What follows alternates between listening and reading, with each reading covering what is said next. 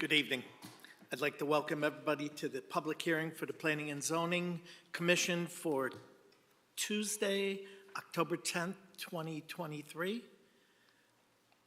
Our first item on our agenda is Pledge of Allegiance. I pledge allegiance to the flag of the United States of America and to the republic for which it stands, one nation, under God, indivisible, with liberty and justice for all. Thank you very much. Our first item on our agenda is our public hearing. Do we have a notice to read? We do. To be published in the Journal Inquirer Thursday, September 28, 2023, and Thursday, October 5, 2023. South Windsor Planning and Zoning Commission. Notice is hereby given that there will be a public hearing on Tuesday, October 10, 2023 at 7 p.m. in the council chambers of the South Windsor Town Hall to consider the following. Number one, application 23-41P, Scannell Properties, number 644 LLC, request for a minor re-subdivision for the redesign of the cul-de-sac at the northern end of Kennedy Road I-Zone. Copies of the applications are on file in the office of the town clerk and/or planning department and online at https://www.southwindsorct.gov, planning department pages, planning and zoning commission applications. At this hearing, interested persons may be heard and written comments by the public will be received by mail or email.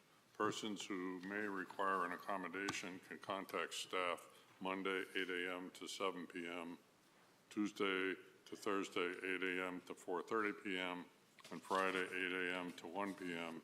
at 860-644-2511, extension 2329. Bart Pasiconis, Chairman, Planning and Zoning Commission. Thank you very much. If anybody has a cell phone, if they could put it on vibrate, we would appreciate it. Our order of business tonight will be first to hear from our applicant, then we will hear from town staff, then we will hear from members of the public. First, those in favor, and then those against or having questions or concerns, and then we will hear from commissioners. So without further ado, I'll call the first applicant. Application 23-41P, Scannell Properties, number 644 LLC. Is there anyone here to represent the applicant?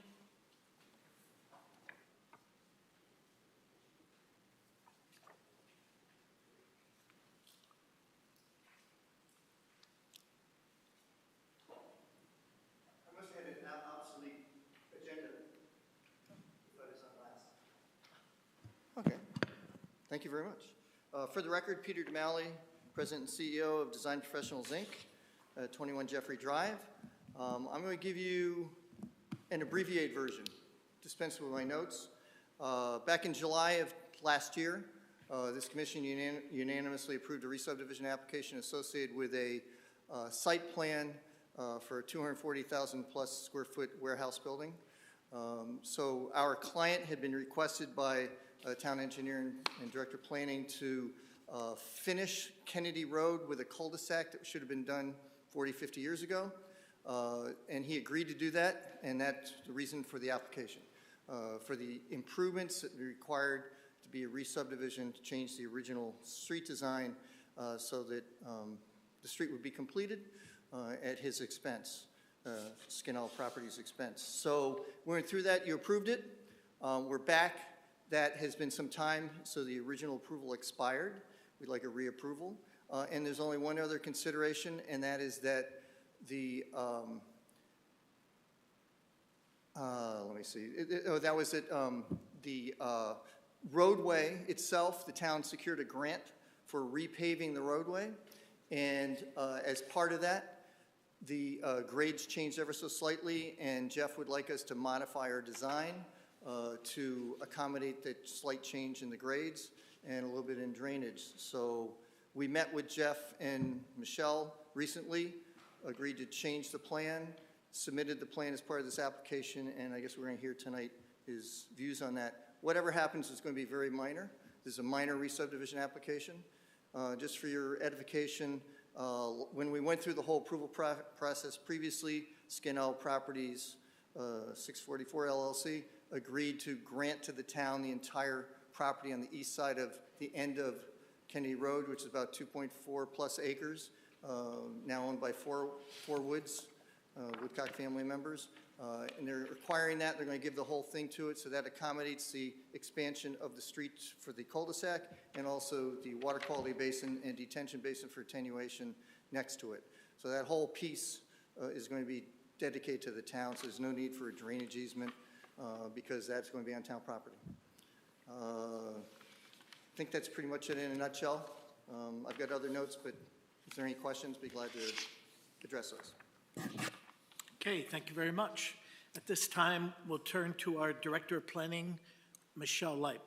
Thank you. So this is a request for a minor re-subdivision for the redesign of the cul-de-sac at the end of Kennedy Road in the industrial zone. The original subdivision was approved in 1965. However, the entire roadway was not constructed at that time, and there is no cul-de-sac at the end of Kennedy Road. The applicant was in front of the commission last September. You did approve the redesign of the cul-de-sac at that time. They were proposing a hammerhead cul-de-sac similar to what you're seeing tonight, and we would get the needed right-of-way to become part of the town's roads network. They're not showing any changes in the right-of-way to the north. That would actually be up to the town council whether or not they wanted to keep that as a right-of-way or if they wanted just to turn that back to town land as far as mapping goes. The re-subdivision does show the merger of some properties on the westerly side to make one large 16-plus acre lot. That is the lot that has been approved for an industrial warehouse and distribution facility, again, back last September of 2022. The re-subdivision plans RS1 and RS2 do show all the property conveyances that we had requested as part of the previous approval. Again, as part of that approval, we were looking for the 10-foot strip at the northern end to be conveyed to the town, as well as the land on the easterly side of the right-of-way to come to the town, and that is reflected on the RSV 1 and 2 pages. The applicant has provided a zoning demonstrating zoning compliance with the zoning data table. There is one correction that needs to be made to that as far as the acreage goes, which I understand will be corrected on the final plans. This is a large lot. At the time of this re-subdivision, the commission did require a 5-foot sidewalk to be put along Sullivan Ave. These plans do reflect the 5-foot sidewalk along the Sullivan Ave frontage to be built at the time of the subdivision cul-de-sac. I would assume it'll be bonded with the subdivision. There are a substantial amount of regulated wetlands on the proposed building lot. This applicant did receive wetlands approval for both the distribution facility as well as the cul-de-sac redesign. There are several bonds that will be required as a part of those approvals. If this application is approved, other than the minor modification to the zoning data table, there are no other planning modifications requested. Thank you. Thank you. This time, we'll turn to our other town staff, our engineer, Jeff Doolittle. Thank you, Mr. Chairman. So Peter and his crew did design the cul-de-sac in conjunction with our road design plan, so they fit together well. So we appreciate that. My only comment is the property line along the western side of Kennedy Road, which is the eastern side of the subject property, is not fully monumented, so that needs to be monumented all the way through in accordance with town standards. Okay, thank you.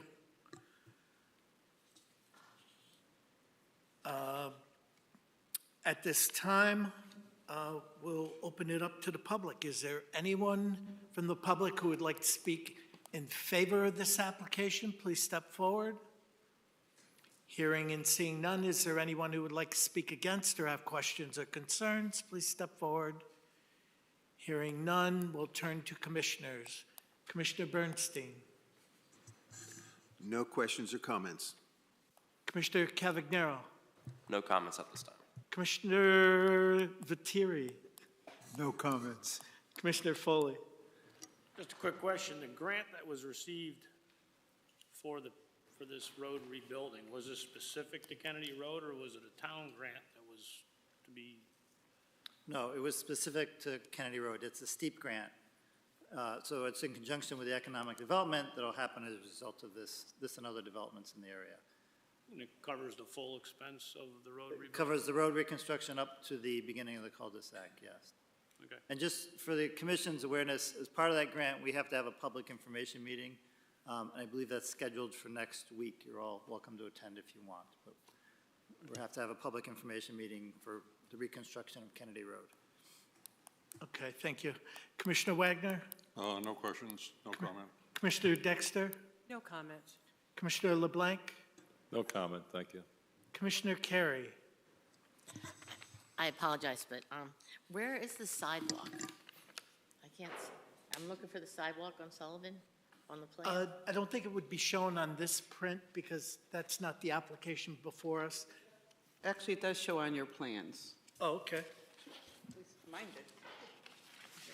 Still along Sullivan Avenue street frontage. It's on C-SP2. You can see it on the, Right here? Oh, it's on the other plan. no, this, Yeah, so this is a requirement of the subdivision, this sidewalk, so Okay. it would be bonded with the subdivision requirements.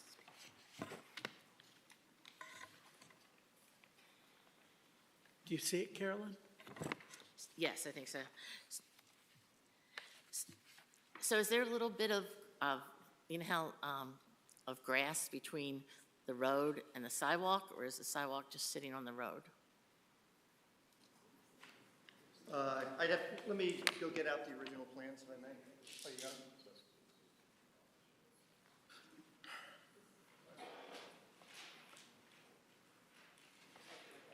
Can you see if it's? There's the property line is running right along, right here, see the note?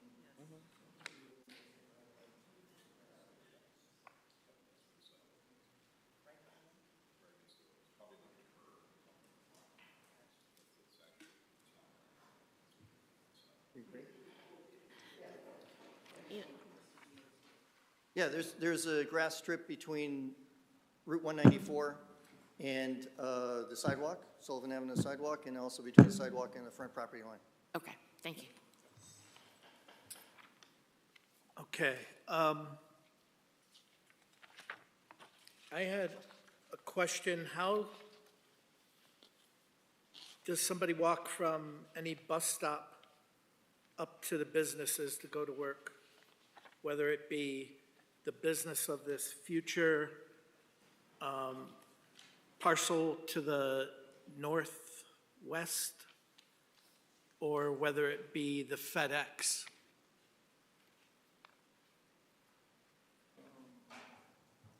I see people walking to work all the time over there.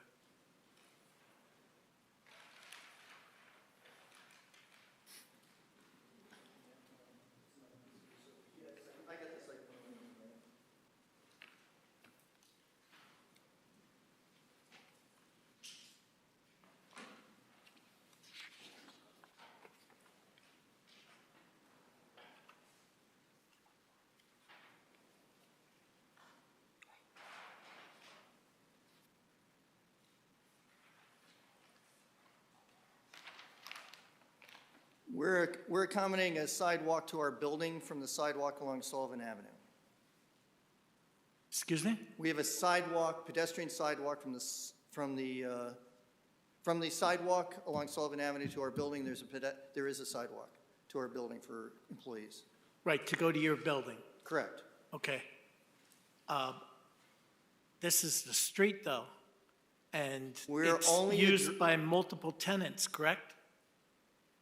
The street, we're only discussing, for our purposes, our client agreed to do the cul-de-sac at the end of the street. The town is reconstructing that street. You know, our re-subdivision, I don't think applies to anything but the cul-de-sac itself that we Okay. agreed to do. We didn't agree to do the whole street, and I don't think we're subject to that kind of requirement imposed the full length of the street. We do have complete streets in South Windsor, don't we? Do we not? We do. We have a Yes, complete there's a street policy. policy. Okay, and isn't sidewalks part of complete streets? You tell me. I don't know what you've adopted. I believe it is. So when this was approved back last year, we were approved with a sidewalk connection to our building, and the only reason we had a re-subdivision application, the only reason was because Daniel Madrigal from Skinnell agreed to build the cul-de-sac. That's the only reason, and the related improvements to the cul-de-sac. That's the only reason we're before you, because he agreed to do that. We weren't going to do that otherwise. So we got approved without a sidewalk along the entire length of Kennedy Road that wasn't imposed by the bigger user, which is FedEx, and we were only agreed to do the cul-de-sac. That's the only reason for this application. It wasn't to redo all of Kennedy Road, and the town's obligation was to do the cul-de-sac 50 years ago and never did it. So we agreed to do that. That's the only reason we're here. I went through the whole process last year, and that was never imposed. And we're not going for re-subdivision approval for the whole street. It's only for the cul-de-sac. And we're accommodating access to our new building in our site plan. Yep. When I look at this as the re-subdivision and I'm looking into plans and I see what's outlined, the whole street is outlined as part of the site. So It's not. I am still talking. Okay. I'm not in favor of doing streets without having sidewalks. So that's a concern of mine. Whether or not the town got a grant to cover the cost, this street is really for this development, and it's also utilized by, is it 2 other businesses or 3? FedEx is a big user. And then there's Woodcock Refrigeration at the corner. And then beyond the entrance to FedEx, there are a couple of small buildings. And that's it. Okay. And anybody who walks to work from those bus stops going to those buildings, They can get to our building. We've accommodated that. Yeah. That was discussed during the prior hearings, both on the site plan and on the but subdivision. we're looking at the street and complete streets and, if you want to call it, complete businesses. So I've got issues with that and safe passage for people to walk to work. I'm not sure how the rest of the commissioners feel. But right now, this is a public hearing. This is the time to voice it if you have concerns. If not, we'll move along. Commissioners? Commissioner Foley? And the cul-de-sac that you're paying for, that's to accommodate, so you can have tractor trailers make the swing to get in. It's not to yeah. benefit the people that live, down the road. It's to benefit your trucks. The cul-de-sac, yeah, is basically going to be used 98% of the time by our tenant, yeah.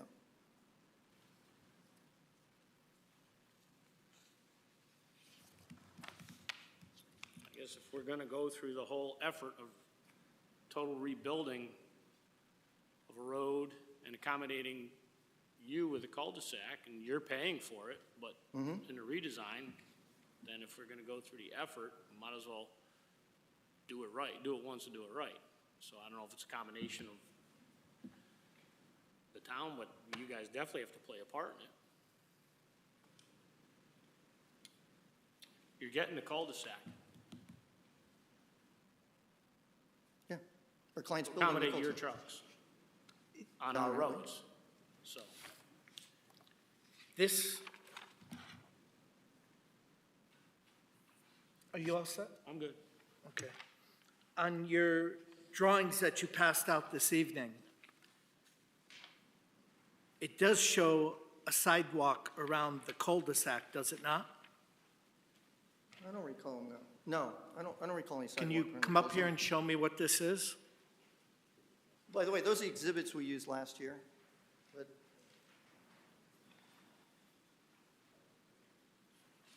you know what I should do? I'll look at the black and white plans, if I may.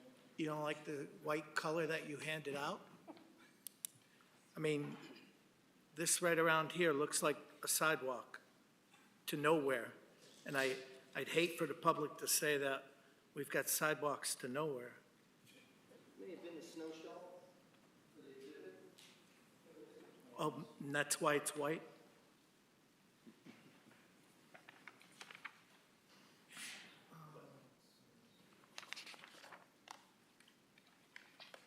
But even still, where does this sidewalk? It's, I believe it shows it stopping right there.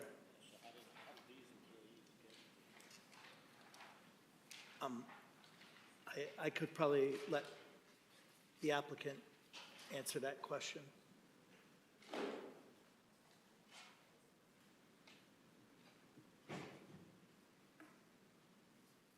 no label on that thing here.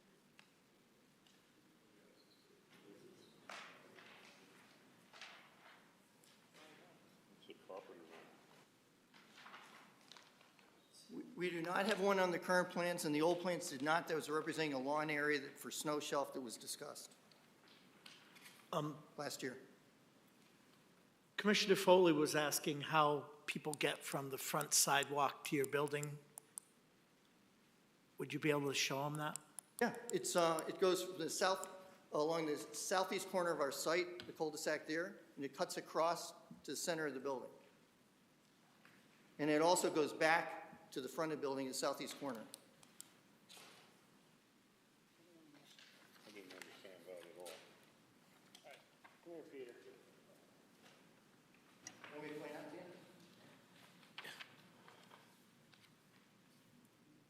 you? Okay, There's there's, this walkway here, right? yeah, and then it goes over here to an access point here in the building, and then it also goes back over here. Oh, so this is a walkway? Yeah, there's a walkway. Okay, In the now, front, it goes about halfway down the distance of the building. now what does this white line indicate here? That indicates a sidewalk. No, that was not for that.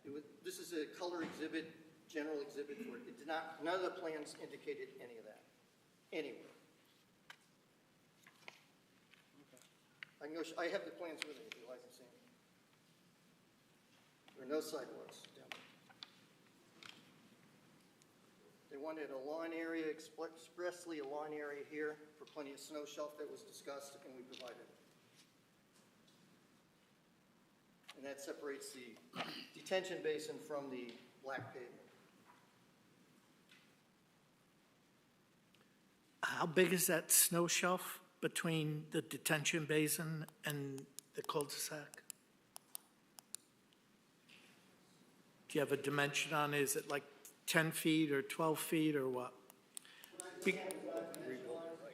I do remember one of the concerns was sand and salt going into the detention basin, having adequate snow shelf.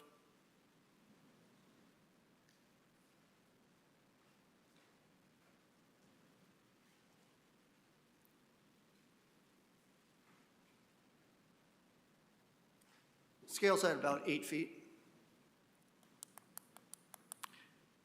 Jeff, is that an adequate snow shelf so the sand and salt doesn't get into the detention basin? It's adequate for snow storage in a normal year. I'm not gonna say it's gonna keep the sand, well, we don't use sand, but I'm not gonna say it's gonna keep the salt out of the detention basin. There's a lot of room at the end of the proposed cul-de-sac where snow could be stockpiled, away from the detention basin. Should there be a sign there saying no pushing snow into the detention basin or what? I think our guys would figure that out, the town guys. Pardon me? The town guys are gonna clear snow from that road. They do now, so I think they'll figure that out. Okay. All right. Commissioners, is there anything else? No? Okay. Applicant, do you have anything else? No, that's it. Thank you. Town staff? Okay. If there's no further concern, we'll close this public hearing, and it is on our agenda later tonight for action. So we'll close it at 7:25 PM. Okay, and we will open our regular meeting of the Planning and Zoning for October 10th, 2023. Our first item is public participation. Is there anyone from the public who would like to speak on something that is not on our agenda? Please step forward. Hearing and seeing none. Our first item is minutes. Did everybody have a chance to review the minutes of September 19th? I did. I found them okay. Any questions, comments, concerns? If not, we'll accept them or adopt them by consensus. Agreed? Agreed. Okay. Moving right along. We have our new business. Our first item of new business is application 23-40P, Lovett Major Home Occupation Renewal for Pleasant Valley Landscaping. Do we have somebody here to represent the applicant? Sure. Good evening. I'm Tom Lovett. If you could introduce yourself. Tom Lovett, 44 West Road, Okay, owner of Pleasant Valley Landscaping. okay, Here to renew my application for a major home occupation. okay. Any changes? How long have you been there now? 20 years, Okay. I know in a few months. our list had said 5, but I think that was just a typo. Yeah, definitely 20. Oh, 5-year permit. Any changes or anything from your Nothing. previous? No, nothing. Okay, does that complete your presentation? It really does. I don't have a lot to tell you. Fair enough. Yeah. We'll go to our town staff, our Director of Planning, Michelle Light. Thank you. This is an application for a renewal of a 5-year major home occupation for a landscaping business at 44 West Road in our rural residential zone. The original permit was granted in 2003. The property size is about 2.3 acres.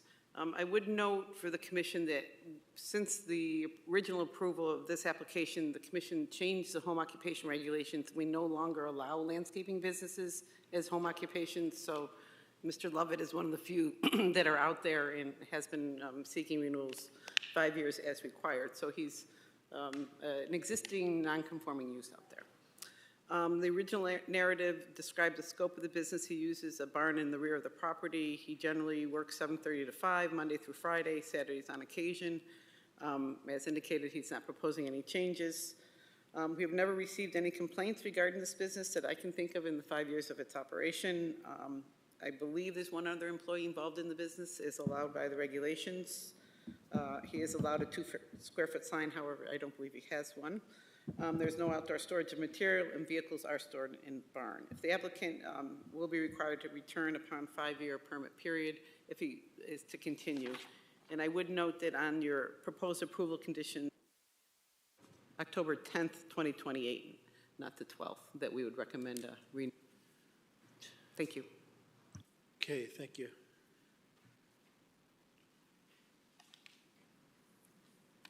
Any engineering report? I have no engineering comments. Okay, thank you. Okay, commissioners, I'll open the floor for discussion. Commissioner Cavagnaro. Thank you. Quick question. I know we talked about changes in the past 5 years. Do you foresee any changes within the next 5 years before you come back to us? Hopefully I'm retired by then. No, I've had the same employee for 30 years. We just kind of cruise it out. I got smaller than bigger, actually. So. Well, congratulations. And Thank you. Only question I had, so thank you very much. We'll see. Knock on wood, right? Anybody else? Okay, Commissioner Wagner, I'm sorry. If I look at this picture of your Yep. property, the aerial, I see 1, 2, 3, 4, 5, maybe 6 trucks, 5 trucks in the picture. Really? 3? Well, there are 3 in back, and there's some vehicles in the front, so maybe those are My house? personal. Yeah, that's my house. Now, a home occupation, I thought had to be in the home. It looks like you're actually using a building out back. So, Yeah, that's how it was passed 20 years ago. Yeah, your regulations do permit the use of an accessory structure as Okay. part of the home occupation. that's my only question. Yep. Okay. Any further questions, Commissioners? Commissioner Cavagnaro? Yeah, this is actually a question for Michelle here, and now I'm thinking about it. Is there a reason why a while back we changed the regulations to not allow this type of major home occupation anymore? Yeah, it was based on two different instances where the businesses grew beyond the scope of and they became enforcement problems. And I think the commission, rather than dealing with it, they were so impactful on the neighborhoods, they decided that this type of business just isn't appropriate. I would mention that you did change your regulations in the Route 5 area, so Route 5 North, for example, and you would allow landscaping businesses in those homes. So again, that's a little bit busier area, so you did allow for provisions in some areas of town for landscaping businesses. It just was in some of the residential areas that we had some problems. All right, thank you very much. Okay. Well, if there's no further questions or comments, a motion would be in order. Move to approve application 23-40P, Levitt MHO DBA Pleasant Valley Landscaping. This approval is subject to the following conditions. Point 1, the business must be operated by the homeowner. Point 2, the permit will expire on October 12th, 2028, and will have to be renewed at that time. Point 3, refuse from the business cannot be disposed of with residential refuse. Adequate arrangements must be made for the business refuse disposal. And point 4, there is no outdoor storage of material nor disposal of material permitted on site. Okay, we have a motion. Do we have a second? Second. We have a motion and a second. Time for discussion. Alan, I think Michelle had mentioned that it would expire on October 10th of 2028 during her thing. Yeah, So, I was 2 days ahead of myself. Okay, October 10th. and Bob, you accept that? Okay. And any other questions, comments, concerns? Hearing none. All those in favor of the motion say aye. Aye. Those opposed? Motion passes unanimously. Thank you all very much. Good luck. Have a good night. Okay. Our next item is application 23-32P, Evergreen Walk Unit 5. We're just gonna get our presentation pulled up.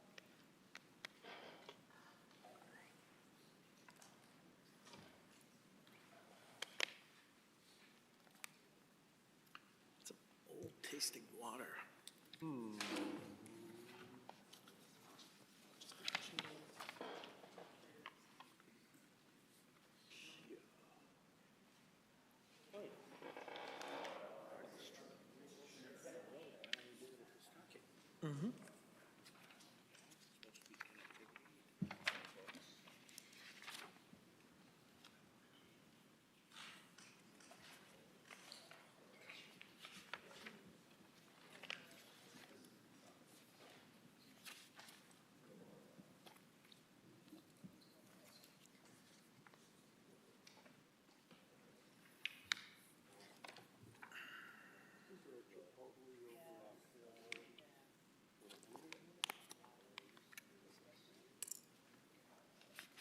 Can you hear me?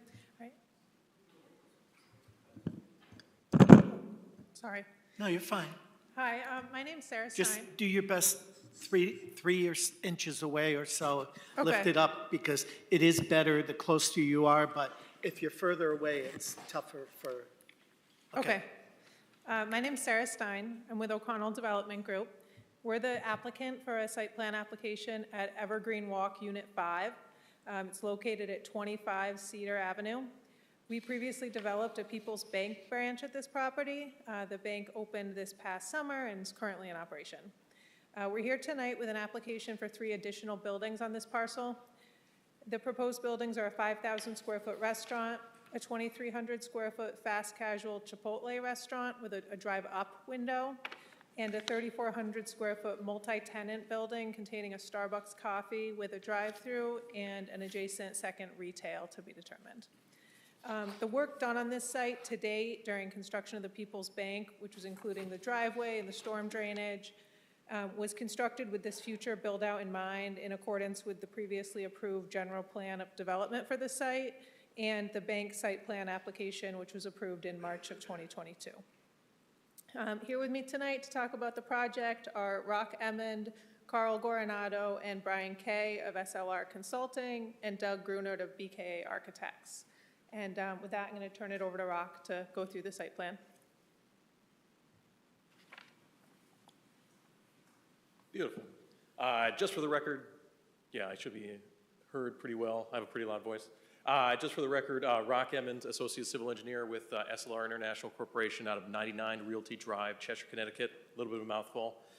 Here, on behalf of the applicant, officially is O Evergreen LLC, a subsidiary of O'Connell Development Group. This is the People's Bank, which was approved previously in March 15th, 2022. As you can see right here, this is the aerial of the current condition. I believe this is an aerial from roughly, I think it said April on the GIS that or from the year map that we pulled it from. Specifically, as you can see, the People's Bank is currently occupied, is currently within use as part of that previous site plan and as part of that general plan of development for the overall parcel. There was the through road that you can see that is connecting Cottonwood Ave, which previously was Tamarack, as well as Cedar Ave to the north. Buckland Road being to your east. Generally, it's a 2,000 square foot building. The bank itself occupied has 15 parking spaces total, one ADA, or one of those being an ADA space, and two of those being EV charging spaces. With regard to the proposed development, I will skip here, a nice fancy rendering. So what we're looking to do is to provide essentially 4 quadrants of uses. So obviously the existing bank will be maintained. That is going to be straddling the Cedar Ave, Buckland Road corner. As you go into the site, and hopefully you can see my cursor, it makes it even easier. So we have Buckland Road here. Let's say you take a left. There's a median that's occurring on Cedar Avenue. So you need to actually come all the way to the site, take a left onto Cottonwood, take a left into the development to essentially circulate and to utilize the proposed spaces. So I'll just go through them one by one. So obviously I just talked about the existing bank. As we go clockwise, we are proposing a 5,000 square foot restaurant in the southeast corner. This is connected through the existing roadway, through a driveway that comes in, and then it goes through a nice circulation pattern around, as well as two-way traffic going through. We have Brian Kay here who will talk about the interconnectivity of the sidewalks to Buckland Road, as well as the overall development itself. But plain as day, you can see that the circulation is throughout, the parking is spread out throughout the development itself. We're proposing ADA spaces adjacent to the building, as well as some EV charging spaces somewhere, I believe it's next to this tree, as well as another EV charging space around the Chipotle, but I'll just focus in on here. We're looking at a dumpster pad that's located in the rear of the vicinity. Just one thing to note, this portion of the site, the southwest portion, or just the south portion of itself, is an intermittent water course. We received in the wetlands approval on September 26th, I believe. So this was a plan that was articulated to them, reviewed and approved during that meeting. So just something to note. So as we go to the next parcel, we're in that next unit, I don't want to say unit either, next quadrant. We have the proposed Chipotle. So the circulation with regard to Chipotle, as you come in through Cottonwood, you take a right into development. You have two-way traffic throughout until you get to the mobile pickup lanes. The mobile pickup lane is located here, which will bring you to the pickup window. This also includes a bypass lane, and then you'll come up to a do not enter sign going around. So that way there is a mobile pickup spaces that are located here. So let's just say, okay, somebody placed their order. through the app. They came up, oh man, you know, they don't have my burrito done. They pull right into one of these 3 spaces. They wait for their burrito to be finished, and they go on their way once it's done and picked up on, brought to them. We're also proposing that there's a dumpster pad and enclosure located and anchoring the western portion of the site. We're providing both appropriate landscaping here as well as, I believe, and the architect will get more into this, is, correct me if I'm wrong, it's also a masonry wall. Yeah, so a masonry wall enclosure at this location. That's pretty much it for Chipotle. Hooking back over, we're going into, so let's start off at Cottonwood again. We're coming into the development. There's a exit only here. As you come into the development, you're taking a turn into the Starbucks parking lot and drive-through. So as you come into the Starbucks area, you're greeted by these 2 wonderfully placed ADA spaces and a specifically strategically placed mobile pickup spot right next to the beginning of the drive-through. The drive-through, as you come through, you're going through this kind of rounded circulation up to the drive-through window. Specifically, there's approximately 14 spaces or 14 queuing spaces that can be accommodated with this kind of circulation. The regulations state that there has to be a minimum of 10, so obviously we exceed that. There's also a bypass lane located on the outside of this exterior, as well as another dumpster pad, same kind of motif, enclosure here, anchoring the corner here. And then this is kind of bisected by this landscaped island that'll keep the drive-through away from the parking lot circulation. As you exit either through the drive-through, the main drive-through, or the one-way drive-through, you come over to Cedar Avenue and you essentially take a right and then go into Buckland Road to go to all the other things. Or, you know, you take the left, or I guess the right out, and you go to Costco, and you know, you pick up your wholesale goods. I will now pass it off to Brian Kay, professional landscape architect, to discuss the landscaping and the interconnectivity of the sidewalks. Thanks, Rock. Brian Kay from SLR, licensed landscape architect. Just to quickly take you through the circulation here, we know it's important to tie into the connectivity of everything happening at Evergreen Walk. So all of these 4 parcels that Rock mentioned have sidewalks adjacent. You'll see some of the patio spaces. But really, the whole corridor, which goes down the center of our site, is really our kind of hallway effect that happens through the site. So you can kind of see here the sidewalks that carry you all the way through, and then even meandering up to Buckland Road. There's about a 6 feet grade change from Buckland Road down into our site, so that's why you can kind of see the pathway that kind of meanders down there. We have some planting beds along it, a couple shade trees, kind of matching what was done at the People's Bank. That's kind of what situates our frontage along Buckland.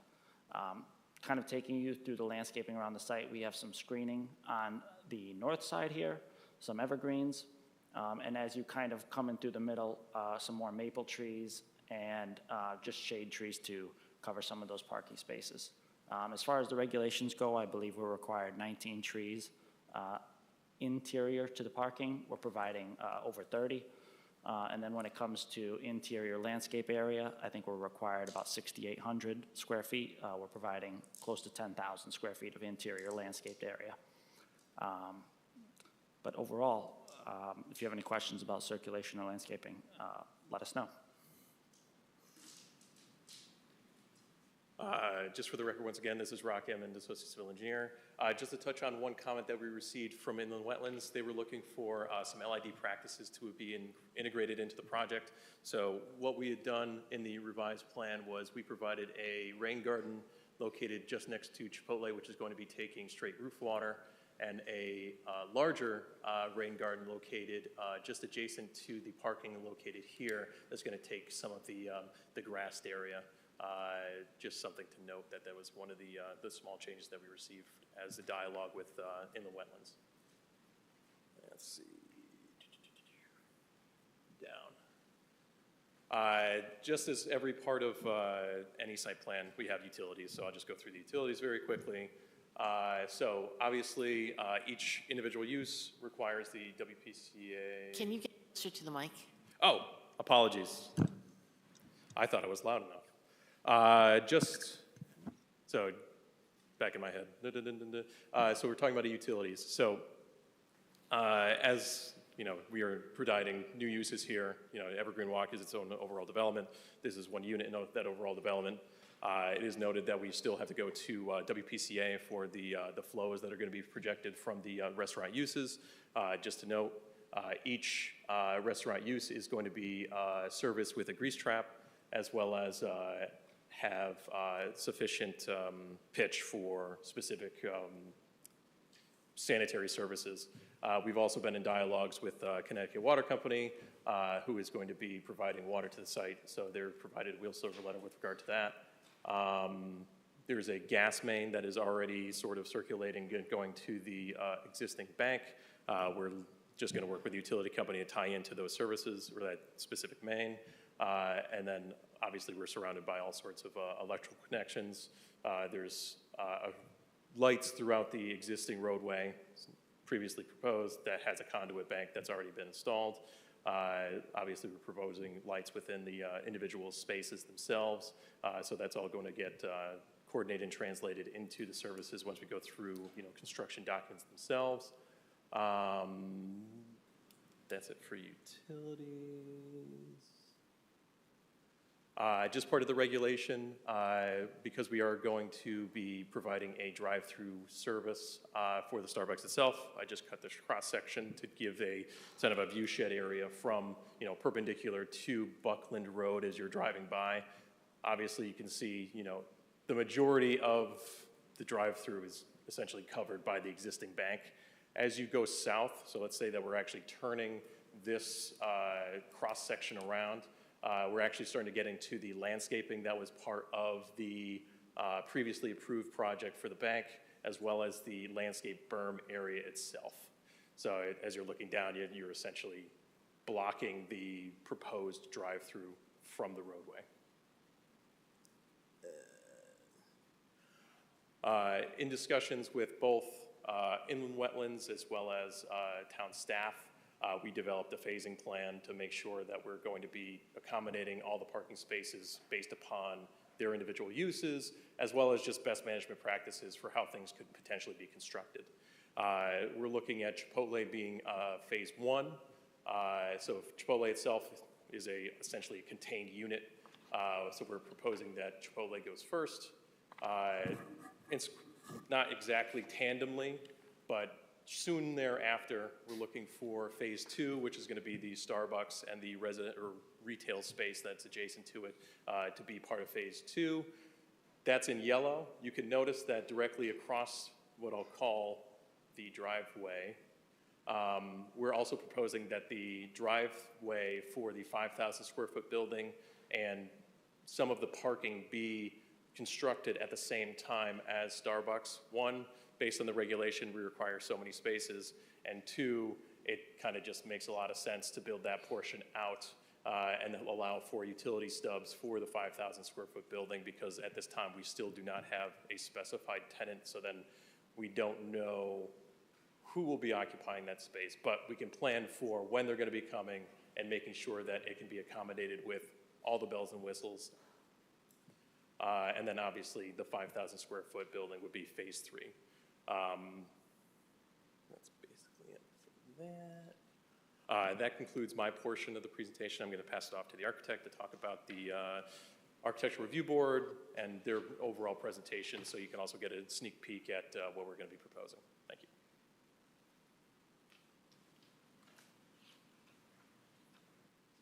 Thank you, Rock. Can everyone hear me okay? Is this a good distance? You're kind of far away. It's, Is that better? yes. Okay. For the record, my name is Doug Grunert, and I'm with the firm of BKA Architects. We're located in Brockton, Massachusetts. We're the architect of record for the two buildings which I'm going to present tonight. We just got a positive recommendation from the Architectural and Design Review Committee last week after some collaboration with them.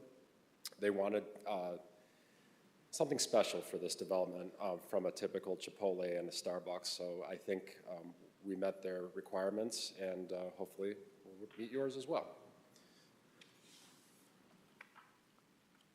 So I'm actually going to start with the elevations. They're better descriptors. So I'm going to start with the Starbucks here. Both the Starbucks and the Chipotle are good examples of international modernist architecture. Typically, it's traits of usually the harder materials are on the bottom, which is usually your glass, your metal, your brick, so on and so forth, and it's topped by textured, more softer materials, and this is actually a good example of it. So pretty much both the Chipotle and the Starbucks, they like to have that large glass surround, which basically gives them a display of their interior operations as well as display out for the occupants inside as well, too. And that's also a trait of modernist architecture, is bringing the inside, outside, inside, outside, inside. So pretty much the top two elevations, this one right here, it's pretty much glass, flanking the 10 feet above finished floor there. And Just to be clear, the Starbucks building is on the left of the top elevation, and where it says signage in the light tan would be the other 1,000 square foot building, correct? Correct. Okay, thank you. You're welcome. I'm actually going to be describing the focal point of the Starbucks, which is the entry right here, as you can see, which is the glass and the brick and the glass around the side. And you can see the tenants to be determined space, the retail in the background here. We're using a little bit more of masonry on this as opposed to large fenestration to kind of give it more of a individual look from the Starbucks, and also to suit better for the possible use retail, which most likely they're not going to want as many large glass openings for display space. The top of the Starbucks... Excuse me, your microphone isn't in front of you. Commissioners are having a hard time understanding you. Is this better? Yeah, if you could enunciate a little bit clearer, that'd be... Sure.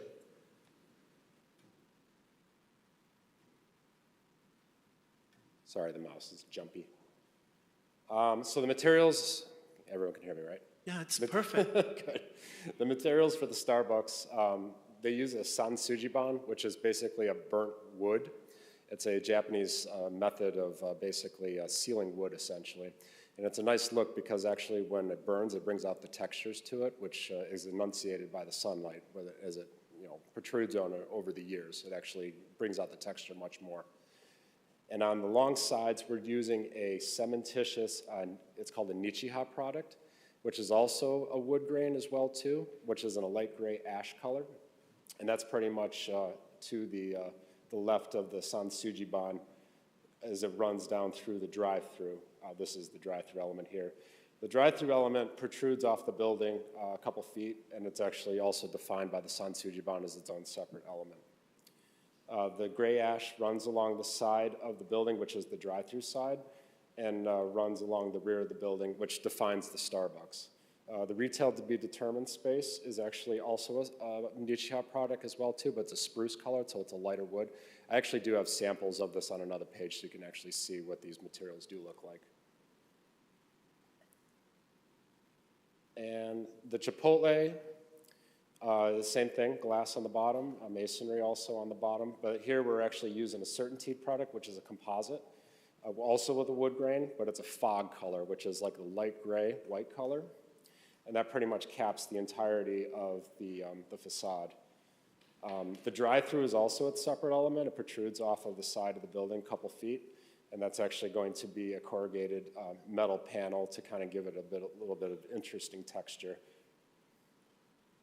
And I'll show you some renderings of each. So this is the Starbucks rendering, so you can actually see how the materials play with each other. The facade is flanked with these sconces, downlight, basically, so dark sky compliant, no uplighting or whatnot. And it's flanked by these dark bronze metal canopies, and it actually has a nice wood grain insert inside there for the lighting above. And this is the other side too, so you can kind of see how the canopy wraps around the entirety of there's two entries, one over here and one over there.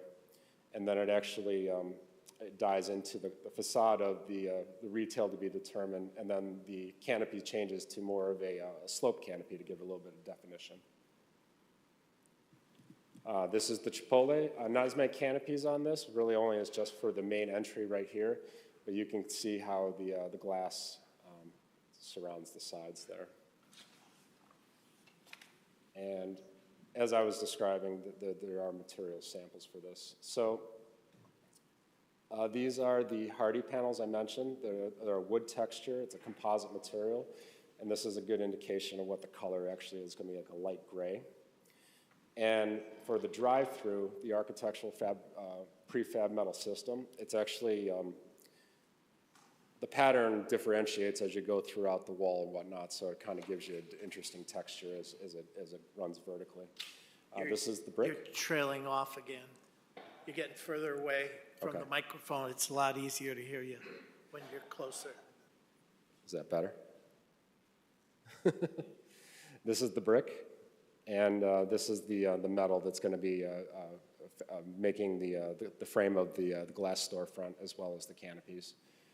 This is the light gray ash wood for the Starbucks. This is the Sansujiban. Difference between these is one's a vertical texture, one's a horizontal. And then this is the gray masonry as well too. And we used the same masonry in the Starbucks as we did for the retail to be determined to kind of give a little bit of continuity to the building. And this is the spruce. So, and going back to these, each of these has an outdoor patio, which is illustrated here with a fenced enclosure. And you can see it right here for the Starbucks. It's a little bit more contained within the Starbucks than the Chipotle. So where's the entrance to the Chipotle outdoor patio? It looked like it was enclosed significantly. Is there an opening there, or? So in this one, the entrance for the main Chipotle is also going to be the entrance for the patio as well too. There's going to be a gate basically here. You're just outside the entrance, so that when people go in, grab their burritos, and they come back out, they're going to come right out to the patio. There's not a separate door for that. Because the parking's to the right of the picture there, correct? I'm just wondering how they, correct? Correct. So The parking's right here. there is a way to get through the fence, or do they have to walk all the way around? Yeah, you can see it right here. It's actually, the fence is offset of the entry doors. So the entry doors are on the corner here. The fence is set back about 7 or 8 feet, basically. So it's a separate element, and you just access it through the side of the fence there.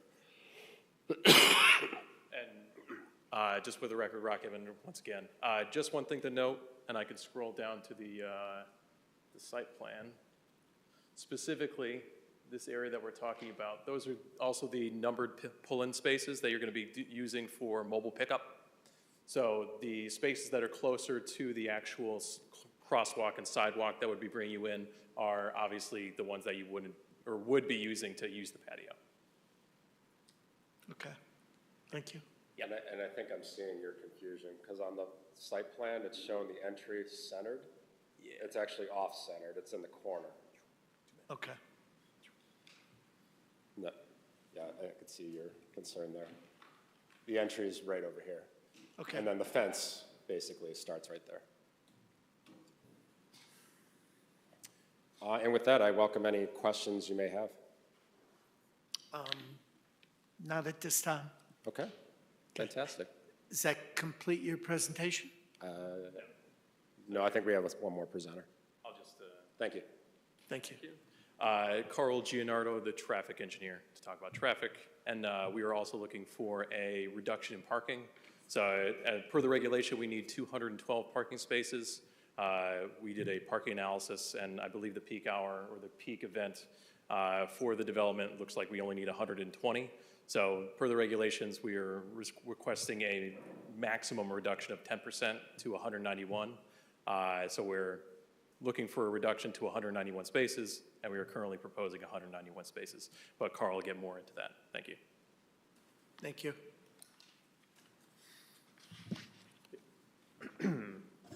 Good evening. Like Rock said, Carl Giordano, professional engineer with SLR. Could you say your name again, please? Carl Giordano, Okay, thank you. 99 Realty Drive in Cheshire. And to continue with the parking discussion, when we do parking analysis, thank you.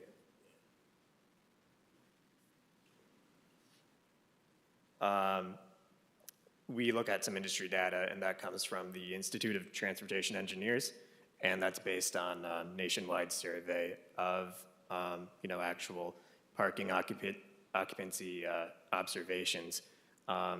They typically are known to fall a bit below than the municipal regulation. So when we took a look at all these different uses based on their size, and what the ITE data would suggest is that, like Rock said, only a maximum of 120 parking spaces. The way that we have it presented is it kind of looks like at the whole day on a peak weekday, typically a Friday. And the same thing for a Saturday. That maximum parking demand of 120 spaces occurs midday on Friday. On Saturday, it looked like the peak was in the evening around the dinner rush hour with fewer parking demand at 95 spaces. So with the 191 proposed, that should be, according to the data, ample, and therefore we're requesting the reduction. So that was. Just one more thing to note. This also was collaborated with both Starbucks and Chipotle. So they provided us with numbers that seem to correlate with the ITE manual. So the ITE manual, I believe, was actually a little bit higher, so we went with the more stringent requirement. Thank you. Yep. Other parts of our study looked at existing conditions. We looked at, as you can see on the screen, our study area was the Buckland and Cedar signalized intersection, the Cedar and to be Cottonwood, Tamarack as it is now, intersection, which just has a stop sign approaching Cottonwood, and it's free flow along Cottonwood currently. And we also looked at the full access driveway on Cottonwood and the right in, right out on Cedar. Again, all those currently existing today to serve the bank. We looked at crash history throughout this area. All the crashes, I believe we looked at 7 crashes that occurred over the past 5 years. All occurred at the signal, which is kind of what we would expect for the number of conflict points at one. There were no strong periods, strong patterns during that period that were concerning or jumped out. That was kind of our existing condition. We looked at sight lines from the site driveways. Those are existing as well, serving the existing bank. All looked good. We would recommend that looking to the left from the current Tamarack, future Cottonwood driveway, looking to the left within our property, some maintenance and pruning back of existing vegetation to get that full sight line, but otherwise meets requirements.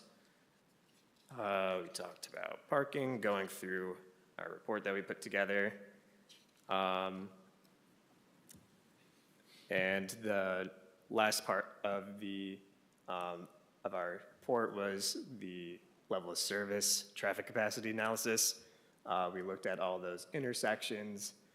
To speak to the signal, all operations looked okay. Looking into the future, what we did was we looked at traffic volumes projected to be in existence in the year 2024, so that includes the future proposed gateway opposite Cedar Ave. And through our analysis, we knew that with the introduction of that development, that would require a major upgrade to that signal. We found that everything looked favorable, level service C and D.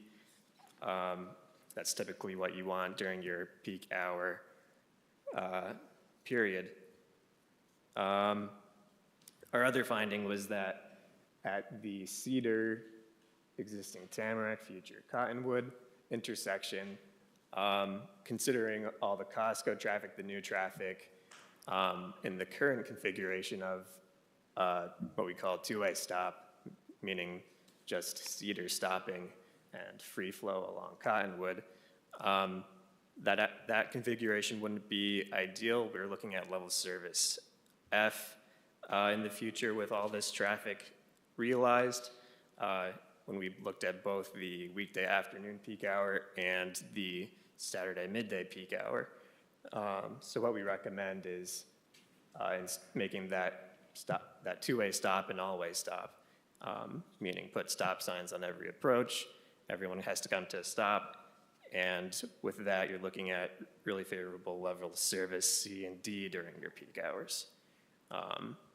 Throughout all this, as recommended, vehicle queuing looks good along Cedar Avenue, especially looking, backing up onto Buckland. We wouldn't want that. That looks good with the all-way stop.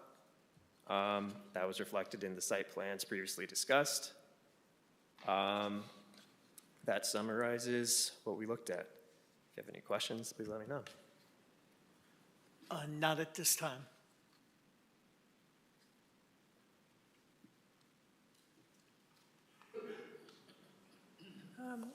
That wraps up our presentation. We're all here to answer any questions, but thank you for your time and for listening. Okay, thank you. At this time, we'll turn to our town staff, our Director of Planning, Michelle Light. Thank you. Thank you. This is a request for site plan approval for 3 retail restaurant buildings totaling 10,725 square feet on property located southerly of Cedarly Ave, westerly of Buckland Road in the Gateway Development Zone. The site size is about 5+ acres. The commission may recall we did make some minor changes to our drive-up facilities and drive-through facility regulations a couple months ago, and this application is subject to the criteria of sections 4.25E and F and sections 4.26 in the gateway zones, and those are specific to the design of these particular facilities. Primary access to the site will be Evergreen Walk's internal road network, previously known as Evergreen Way, now Cottonwood Drive, as well as using the existing right turn and right off of Cedar, heading east. This proposal is the second phase for this site. The People's Bank and the access drives were completed as part of phase 1. At this time, 2 restaurants with the drive-throughs are proposed as the second and third phase. The 5,000 square foot restaurant does not yet have a tenant, so the applicant would return at a later time with architectural plans for both design review and this commission to review. The parking requirement for the uses are 1 space for 50 square feet and 4 spaces for the retail outlet, totaling 212 spaces for the restaurants and retail. The applicant has provided 191 spaces. They are requesting a reduction of 10% of the spaces in accordance with section 6.49 of the traffic of the regulations, and their traffic report, as indicated, does support the reduction. I think both Jeff and I have looked at it, and we support the reduction as well. The applicant is proposing EV chargers as required in our regulations.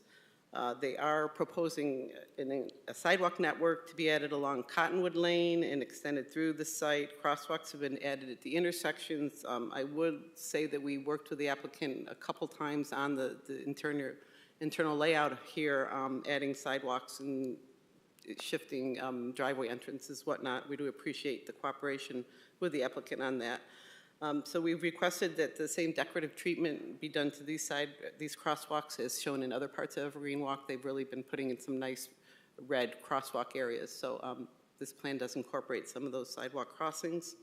The lighting is 25 feet. Luminaires are full cutoff, same type of lighting used in other areas of Evergreen Walk. There will be accent lighting on the buildings. We did work with the applicant to reduce the lighting in the Starbucks drive-through area. Again, we appreciate the cooperation and getting that more in line with the type of lighting we like to see in our retail areas. Design Review Committee reviewed this plan on September 7th and again on October 5th. They did have the applicant go back to redesign both the Starbucks and the Chipotle. Again, we were looking for something not your standard prototype, and the applicant did come back, and I think Design Review was very pleased with the changes that were proposed and the materials that they're using, and they did forward a favorable recommendation on the redesign. Building signage will be proposed as part of the building. We will be requiring sign permits. There's no monument sign at this time. I think they're still working on a monument sign. Again, that would be subject to sign permit. Landscaping proposed along the site frontages as well as within the parking areas. They are exceeding our interior landscape requirement. They promised me there's no visibility of rooftop equipment with the parapets, so we'll make sure that occurs at the time of CO. Dumpsters are shown screened with fencing, and I'm hearing now some blocking is instead of fencing on the Chipotle dumpster area. The regulated wetlands on the site, the commission did approve this on September 20th with bonds in the amount of $20,000 for erosion sedimentation and $10,000 for stormwater structures. Public water and sewer are available in Cottonwood. Water Pollution Control Authority will be required for the new sewer connections. The applicant has provided a traffic report summarized here tonight, and based on the anticipated volumes, they will be adding a three-way stop at the Cottonwood and Cedar Ave intersection. That is reflected on the site plans. And lastly, the applicant has provided a phasing plan showing the sequence of construction. One of the concerns we had is that we have adequate parking because it's kind of a shared parking plan. People can park anywhere on the site depending on what user. So we wanted to make sure when the first two restaurants were built that we did have adequate parking. So part of the phasing plan does include some additional parking that would be part of the 5,000 square foot building. And again, we would recommend approval condition that the applicant return to both design review and this commission once a tenant has been chosen for that building. There are no other planning modifications at this time. Thank you. Thank you very much. We'll turn to our town engineer, Jeff Doolittle. Thank you. Just a couple of comments on this latest plan. We think there should be a stop sign coming into the driveway past the bank from actually Cedar Avenue. So that would make that a three-way stop. There's a stop bar on Cottonwood heading southbound just past what was LA Fitness, or just at their driveway. That needs to be shown on the plan, and we asked for a detail for the proposed rain gardens. Okay, thank you. Okay, we'll turn to commissioners. Commissioner Cavagno. Thank you. I have quite a few questions. So I do want to start off with some of the material that was provided to us. I see one discrepancy, and I'm just curious on it. On the exterior design package given to us, if you look at the entrance of Chipotle, there is a triangular island. However, and on that packet, it is dated October 3rd, 2023. On the one in our packet, this one with the same date, October 3rd, 2023, on the entrance of Chipotle, there is no triangular island. I see up there on the drawing, it's not there. So I'm just curious if there's going to be one there or not. There is not. That was one version. We were working with Chipotle on their preference and the best flow of traffic, and it was removed. I'm sorry for the confusion. Okay, thank you. Next question, I brought this up, I think, the last time we had an application. It was for the bank, the one that's already there. I made comments about speed humps or bumps or some sort of way to sort of slow down traffic. Is that something you guys would be open to exploring? I don't want to require it, but I'm just curious your take on either speed bumps or humps or raised crosswalks. As Michelle mentioned, we are doing the textured crosswalks. Those aren't raised, but they do visually create a slowdown effect. We're also adding the stop signs as shown, so we feel that traffic will be controlled and slowed within the shopping center. Okay. Next one, with the parking spaces, I'm in favor of reducing the amount of required spaces. As it's been known, I've always been in favor of trying to cut down or cut back on the amount of parking spaces that we do require. So, I mean, looking at there, I still see a lot of asphalt and a lot of parking spaces, so I don't see a problem with cutting back there. That being said, I want to float an idea by you as well here. With the parking spaces, since, again, there are quite a lot there, I'm not sure if you guys would be willing to make the parking spaces sort of permeable pavers rather than just original asphalt. I know it'll be a bit more expensive. I'm just, again, curious with you. I know it's a bit more sustainable. Within our POCD, we have goals of sustainability, so I'm just curious here if, again, you guys would be open to making the parking spots sort of like permeable pavers.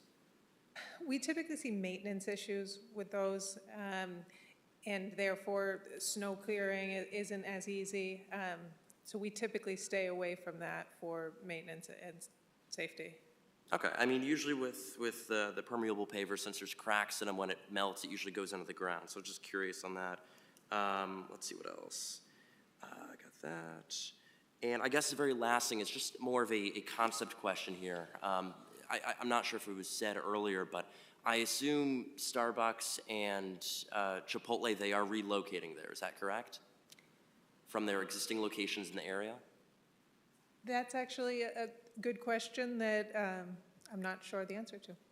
Okay, because my only concern there is I would assume Starbucks is relocating because they're right down the street. They're a minute away, but I'm not sure about Chipotle. I'm just a little concerned if they both stay in their locations, the viability of both businesses being open.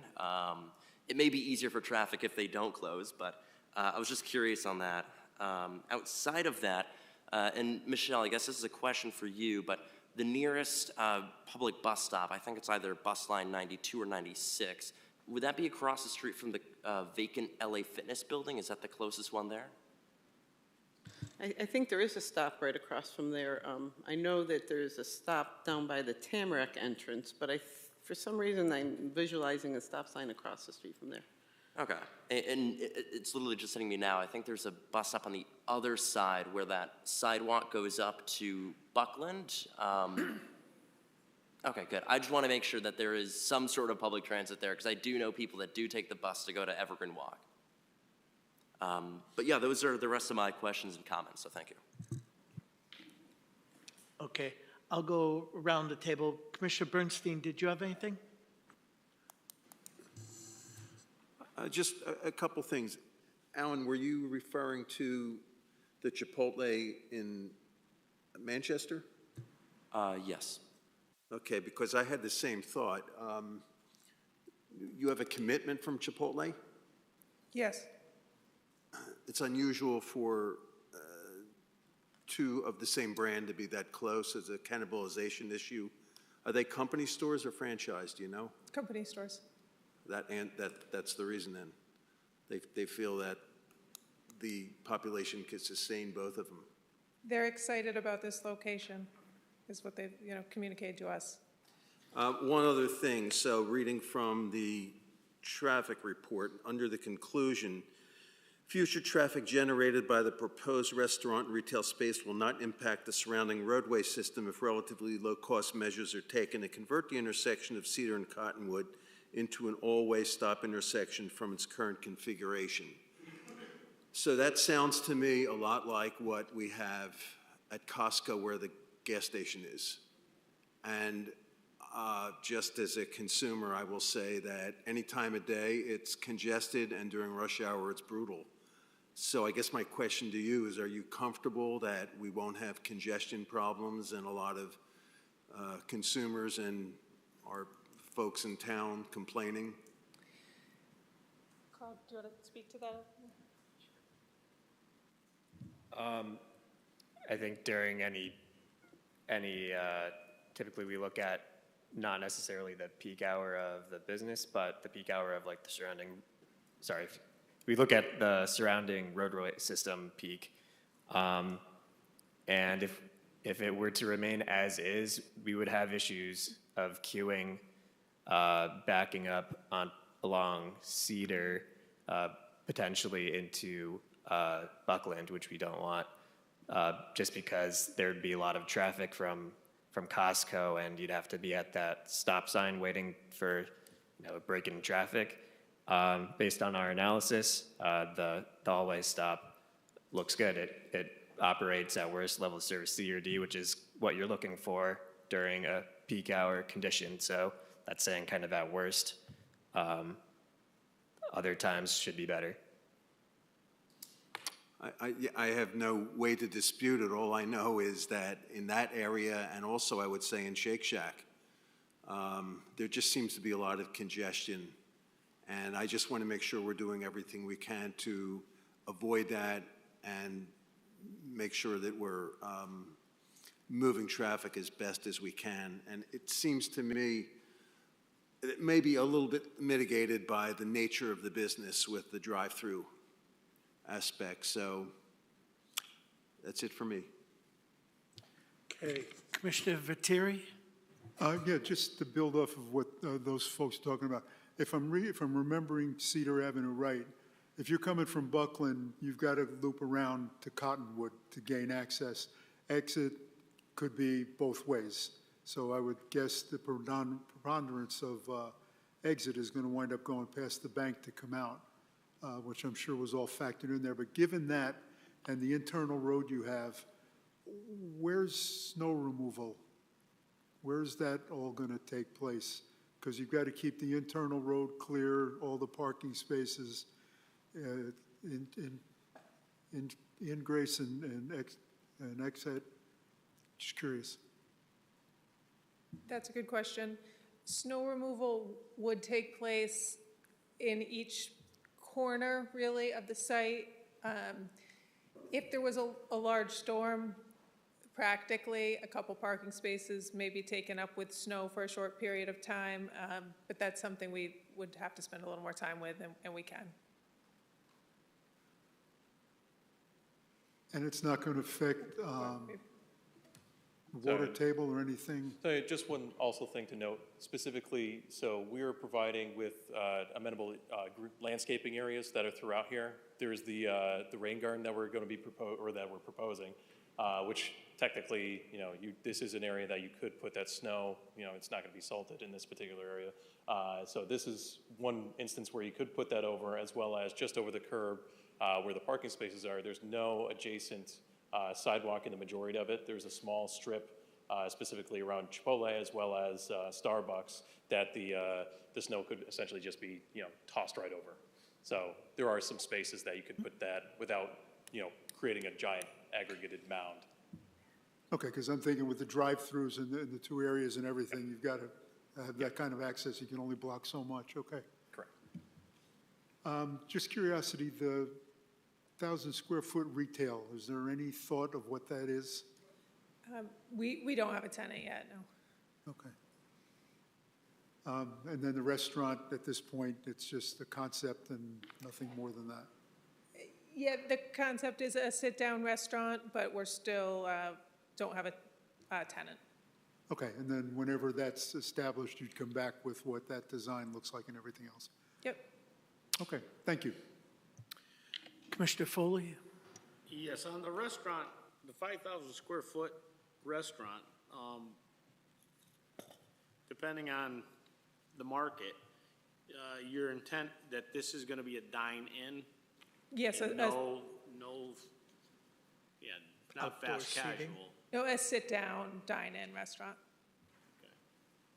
And then the parking for that, I think you might have, I didn't quite understand, but the 5,000 square foot parking spaces, that was not impacted by the reduction? No, so the whole site is being used for parking. So part of the phase 2, which is the 2 restaurants, will include some of the parking that's shown in the 5,000 square foot restaurant area. So in other words, you have to look at all 4 of the properties to get the parking calculation of 191 spaces. And then in this application, they would not be able to come back to say that this 5,000 square foot would also become another fast casual, correct? This is going to be a dine-in, like, they can't come back another bite of the apple, correct? I don't know how readily they can meet your requirements for another fast casual. I mean, you're not approving that with this site plan, like with any other site plan, they can come in for site plan modifications. Off the top of my head, I don't know if you can meet the requirements for the fast casual that close to Buckland Road without looking at the regulation. Because we had separating distances for, some of the drive-throughs and things like that. So I don't really want to represent that it couldn't, but at this point, that's not what's being proposed.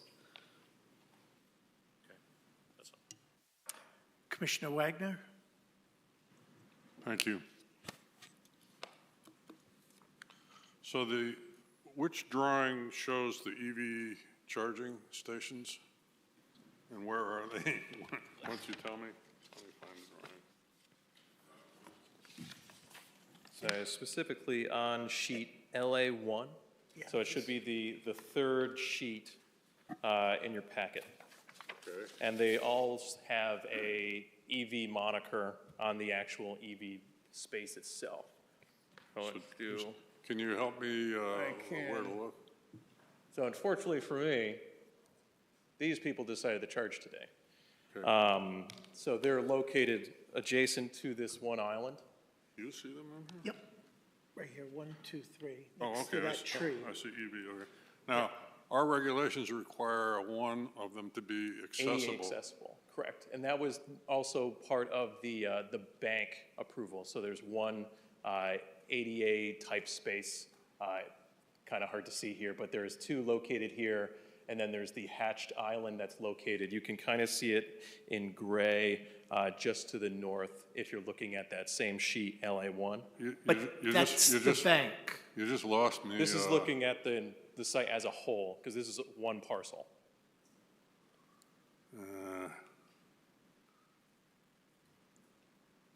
I mean, I'm thinking that each of these buildings is in many ways a site itself, so that a person who needs an ADA space would have to hike all the way across to get to Chipotle, say, or Starbucks.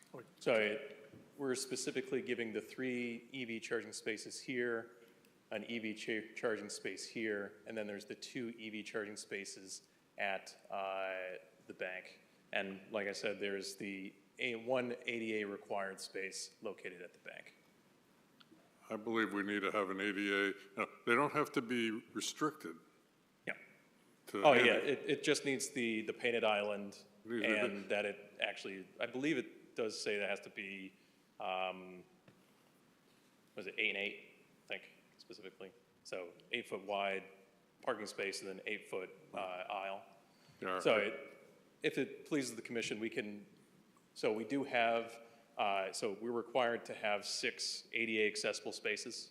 We are proposing 9 total on the site. One of those spaces could go to a EV charging space. I mean, I would like to, an EV user who needs an ADA space to be able to use any of the 4 buildings. So to take advantage, to put it all in that bank area, I think is kind of misinterpreting the intent of our regulations. I mean, yeah, it's all one site, but I think it's kind of missing the intent of the regulation there. Understood. So to that same token, we can take one of the EV charging spaces that we're proposing at the 5,000 square foot restaurant, and we could, put that next to Starbucks. That way, each individual pod has at least one EV charging space. An accessible space. Yeah, so, yes, one being an accessible space. Yeah. The next thing, when they put in Shake Shack, the building, as you're driving down the road, the first thing you saw was a bank of utility connections. Now, at a previous meeting, you weren't there, but I asked the planning department to ask the Architecture Review Committee to look at the impact of the utility connections, on the way the site's going to look. So I guess I'd like to know, where are utility connections, and are they being shielded in any way here? So, I'm as talking it about like pertains- gas meters and electric meters, so- air conditioning. Understood. So as it articulates to the actual, I guess it really comes down to the site itself. You know, we're providing landscaping to essentially surround most of the areas. So that in itself is the screening from regard to exterior of the site itself. Typically, you know, back of house is always on the back of the house. So Chipotle, it would be located in the rear, somewhere around here. We're providing landscaping throughout this area as well. So if you're looking from Cottonwood towards the building, obviously you're obscured by the landscaping that's going to be internal to the site, as well as this landscaping going towards here. As you go to Starbucks itself, there's going to be a screen. Yes. So there's going to be a screen that's located on the rear of the building itself, which is going to essentially screen the utilities, as well as there's the appropriate landscaping that's going to be buffering on Cottonwood Lane as well. Obviously, we don't have a complete layout for the 5,000 square foot restaurant, but as it pertains to that, I would really be thinking that it would be located somewhere in this bottom left corner, somewhere on either one of these sides to completely obscure it from Buckland Road. One, as I articulated in that same cross-section, we have a grade change that's going down here, so you're not going to see it anyway. So would you be willing to accept the condition that the utility connections be screened either by landscaping or a physical barrier of some sort? Yeah. Okay. I think that's fair. I guess we have this new concept of drive-up service, which is great. But I'm just, is the parking situation different with this type of a facility versus what we're normally used to? So one of the nuances with the parking regulation is the parking regulation itself doesn't actually take into account when you have a drive-through facility use. So you're going into the one space per 50 square feet restaurant only. So each building is accommodating for that. Obviously, we're looking for the 10% reduction, but that is not taking into account for a drive-through or mobile pickup use. So that's also one of the reasons why we're looking for the reduction and the parking study that we did, was because, you know, you are going to have those drive-through uses being maintained and used, you know, more heavily than the interior of the buildings themselves. So that's where the kind of the give and take is with regard to the 191 versus the 120 that we are showing in the computations. So I mean, I guess my understanding of how a drive-up place works is, Yep. you know, you make your order on the internet, but you may be sitting in the parking lot making your order and waiting for it to be ready, and then you drive through. So I've done that before. okay, I just want to make sure we understand, and you have to stick by the regulations, but I think, is your experience in other buildings, other facilities, that these things don't? Yeah, so in my experience, 9 times out of 10, somebody is using the app to either put in their order for a coffee or for a burrito. 9 times out of 10, those people are coming towards the development either on their way home or they just want to pick up something at Evergreen Walk. That's the majority of people. The minority of people, which would obviously probably be me directly after this meeting, if Chipotle was open, I would be in the parking lot making my order.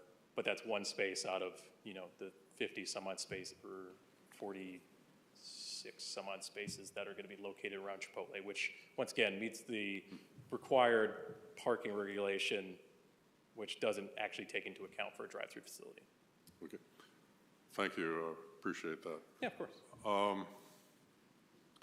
The Inland Wetlands Conservation Commission approval, does that cover all 3 restaurants, even though you're only building 2 of them at this point? So technically, the Inland Wetlands Commission only has jurisdiction over the actual intermittent watercourse that is shown in this light blue, as well as the recently increased upland review area. It's a 100-foot upland review area. So their purview is essentially this kind of view shed here.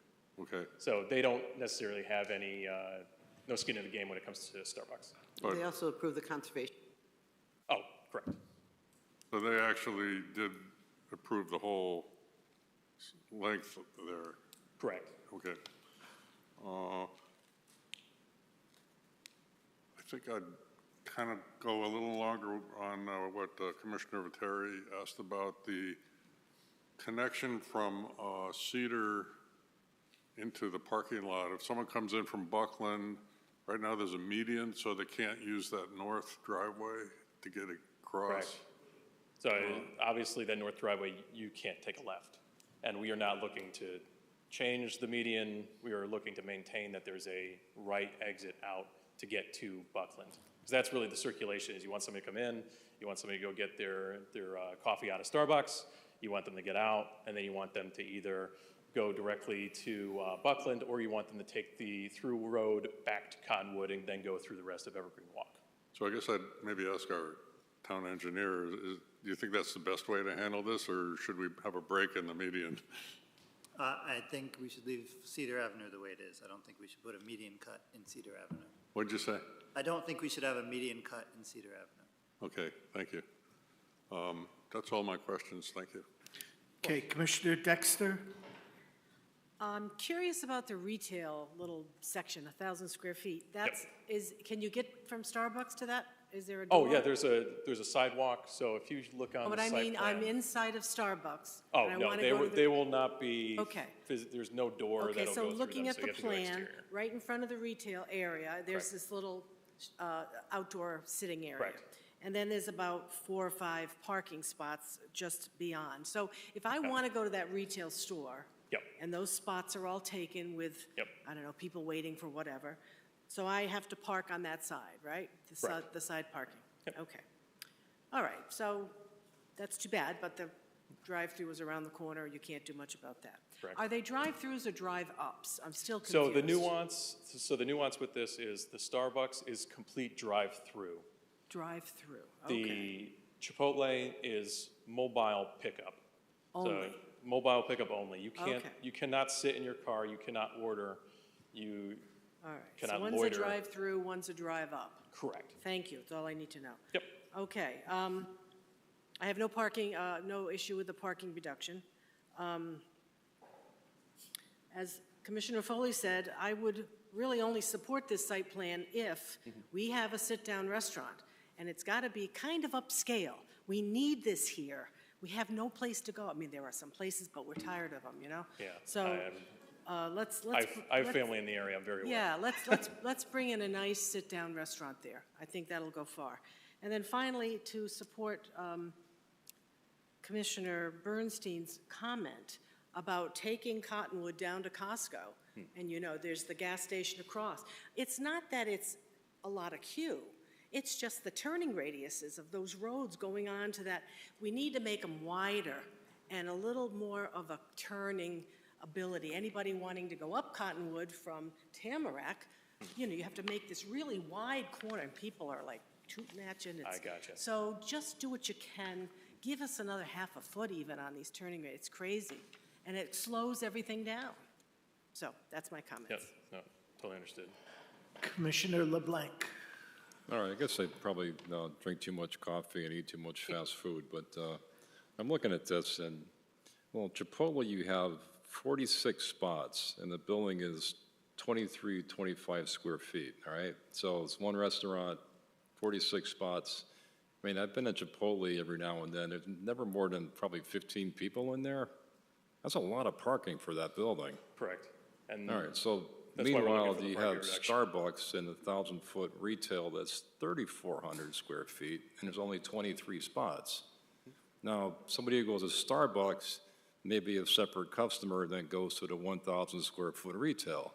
So you have two tenants in one spot and half the spaces. Doesn't make any sense to me. So specifically as it relates to the site itself, and that's why we have the interconnected sidewalks throughout, is to provide that interconnectivity throughout the site. So, you know, as part of phase 1 and 2, we're going to be bringing up the majority of the spaces for the site. That is also going to, in fact, bring in the sidewalks for the site to make sure that pedestrians could park, get to wherever they need to go. But once again, the primary use specifically for Starbucks is the drive-through. So the likelihood of people coming and sitting and going to Starbucks is much lower than the drive-through itself, because that is really the focus when it comes to this particular part, this particular corner. All right, so it's just me. You know, I know, I analyze totally everything, get but it. you have the retail that's 1,000 square feet, but it's on the flip side of the building. It shouldn't be the other way around, like towards the parking areas? Because I'm looking at it like, what happens is that you have the ring of cars going around the store. Yep. All right, and all your parking is on the other side of it. So usually it becomes a pedestrian nightmare. I've been in enough Starbucks around Connecticut where I've seen them, there's one in New Milford where you park up to the building and the ring road around the drive-throughs around the parking spots. So you get out of your car, you can kind of, mosey on into the store, and it's a non-issue, and the cars are whizzing around, they're getting their coffee, and they take off. You're outside of the chaos of the ring of a drive-through. Yep. Here, it's the opposite. You have to go through the cars to get to the store. Yeah. So I see that as a problem, but it's just me. So one of the design criteria for us was specifically to, one, shelter the drive-through pickup window, which kind of inhibits it from being in any other kind of configuration. So let's say that we wanted the drive-through configuration to be going towards Cottonwood. That would then kick everything over, and then your queuing would be probably into where the driveway is located. Vice versa, if, let's say we flipped everything, the drive-through is now no longer adjacent to a drive aisle. So then you have to either have a kind of a weave, which is then more awkward for everybody. This is kind of just a configuration that is just more, attenuated for easier access for the drive-through itself. The retail space, obviously secondary to the main focus for the drive-through. But to that same point, same configuration, same pedestrian access. There is sidewalks throughout. All right. Yeah, just bringing these to light, but let's see, what else did I have?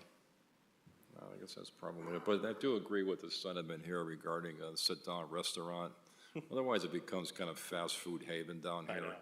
I mean, I know it brings in tax revenue and does everything for the town, but that was actually part of our early discussions as well. But we are in kind of serious need for that around here. I think I brought this up in other meetings, but here you get in the car, where are we going to eat? Let's go to Glastonbury. Okay. But that's, that's what it is. Thank you. No problem. Commissioner Carey. Michelle, on drive-up windows, do we allow an order in Evergreen Walk? I thought that when we approved that regulation, we allowed pickup, but not the order window. No, you allow both. You allow drive-up facilities as well as pickup windows. Yeah. I mean, that's what Panera is. It's a drive-through. Yeah, there's specific criteria, but we do allow them. Oh, okay. Okay. So my other question is, can you tell me the distance from the bank, the edge of their parking, to Buckland Road? So you're talking about, I believe there's a 65-foot front setback. Let's see. Yeah, I think it's a 65-foot front setback, and the drive-through bypass is right on the edge of that. So that would be located here. So this dash line is 65 feet. But So it's like right I'm up to looking that. from the dash line to Buckland. Yeah, so this line is the property line. Right. And then there's the sidewalk, and Okay. then there's I think there's a snow shelf, and then there's the curb line. So then it's probably another, Well, you can just do to the property line. so then it's 65 feet from this dash line to this thick line. Okay. So now if we go to the restaurant. Yep. Can you do the same thing? Yep, 65 feet on the dot. From the edge of the parking lot? From the edge of the park, so it's back of curb to the property line. This is 65 feet as well, because that same dash line is going across, and that is per the regulation as well. Okay. Okay. That was my only question. Oh, beautiful. Okay, you all set? Yeah. Okay, your light's still on. Oh, sorry. Okay. I'm just going to go through the blueprints. traffic coming off of Buckland onto Cedar and taking a left onto Cottonwood, there's no anticipation of backup turning into this site? And there's no street name for your connector road between these four units? There's no street name proposed. 'Cause Okay. It's more of an aisleway than a formal road. So they'll all be located on Cottonwood with their physical address? Yeah, they will have Cottonwood addresses because that's where their primary access points will be. Okay, thank you. But I'm concerned about queuing, and I've been to the Costco, which is the big building to the left, of course, a lot, and a lot of aggressive drivers coming out of there, and they love flying right through there to get back to Buckland. But what I'm concerned about is drivers coming up, say, from Costco, mixing with your Cedar Avenue traffic, of course, three-way stop, but all of them going south on Cottonwood towards Evergreen Walk, and the queuing conflicts that might be created doing a left-hand turn into this area. And I'm hoping you can comfort some of my concerns and not, I'm seeing maybe there should be a left-hand turn lane here on Cottonwood going into this area. With all the, looking at your traffic report, I believe there's like 300 and something turns left into this. That amount is over what time period? A day or? What was the number you were referencing? Excuse me.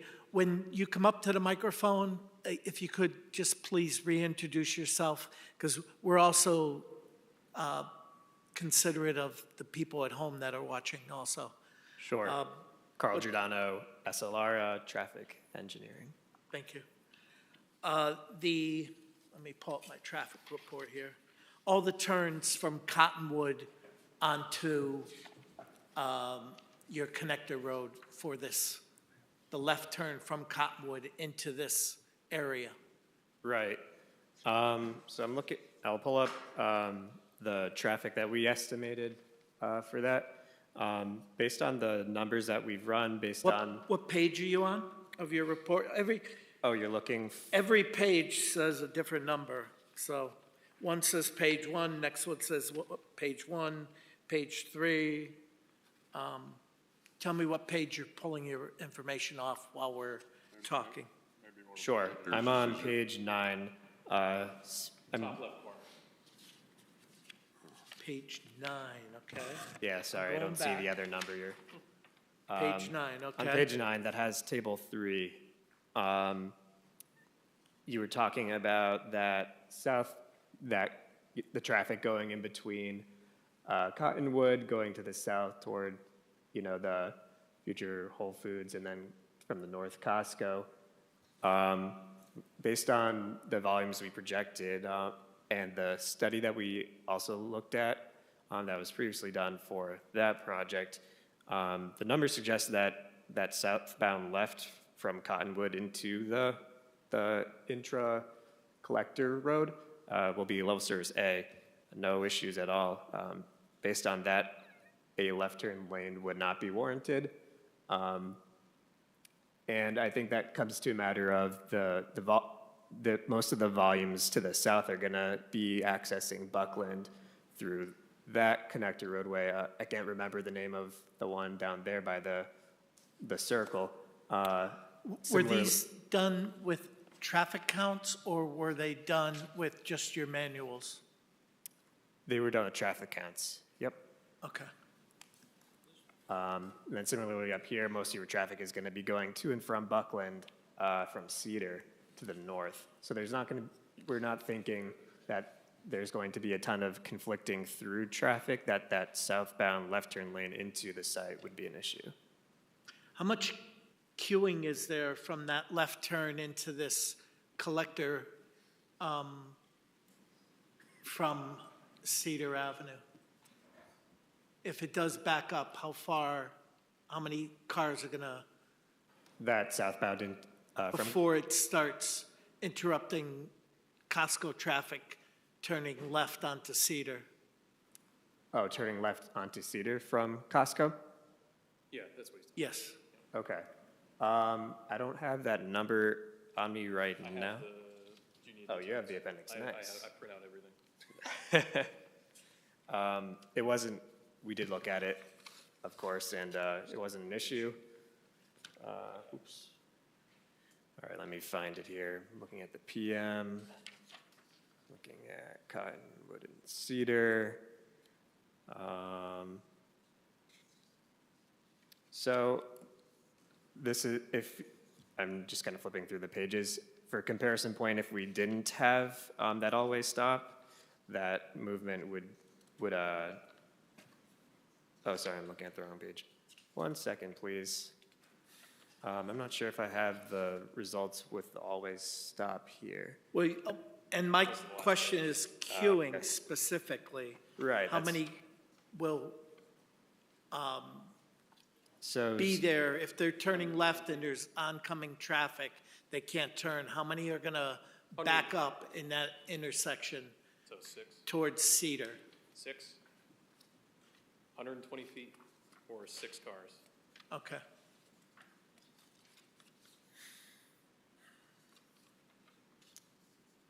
And mostly your data is depicting only, I believe, 25 or 35 coming from, say, Costco, going straight towards Evergreen Walk. The majority, 303, are turning right. left onto Cedar Avenue.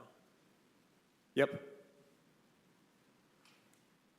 But 121 are coming to that intersection, wanting through traffic, not pulling into the connector, and 129, I believe, are going left.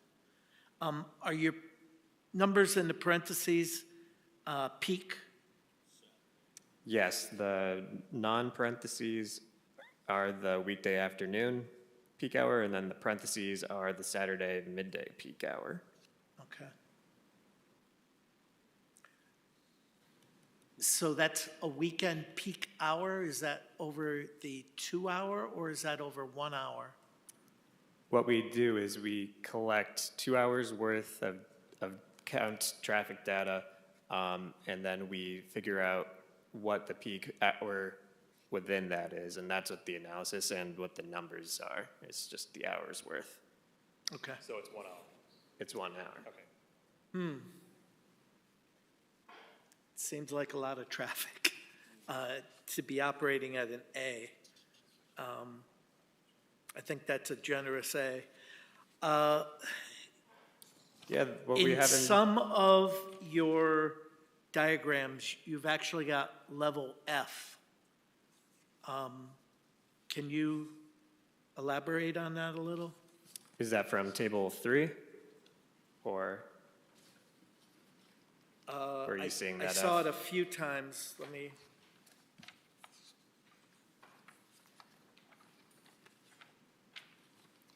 I don't know which table it was. Okay. It Yeah, was so on the map ones.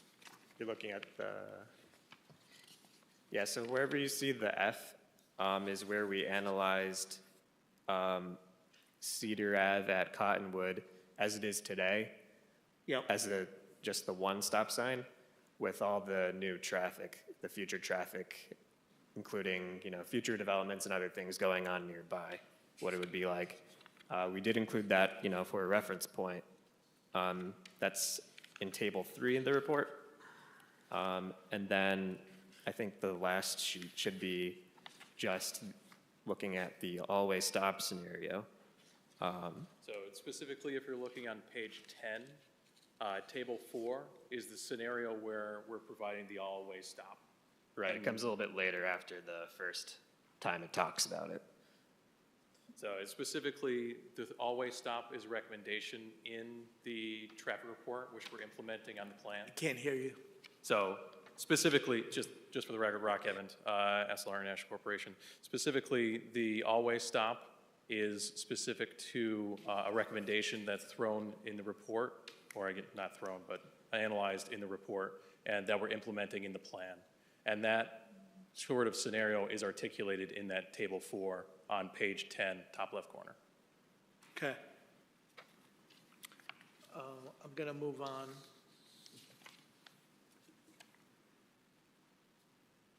One of the notes I put down here on your parking for your connector road, north of your connector road towards Starbucks and south of your connector road towards the undetermined restaurant. It appears there's only about 3.5 feet of island there to put these 3-inch maples. Is that, Commissioner Foley, is that adequate for, can you confirm that, or how? Yeah, sure. Brian Kay, landscape architect from SLR. I believe you're talking about 2 trees that we're talking about, 2 maple trees that are in a little bit of a tight. I'm talking 3 on each side. If you'd like, you can come over here and I'll show you where.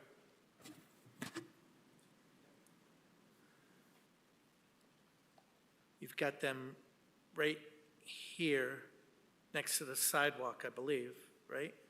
Yeah. And right here, 3 and 3.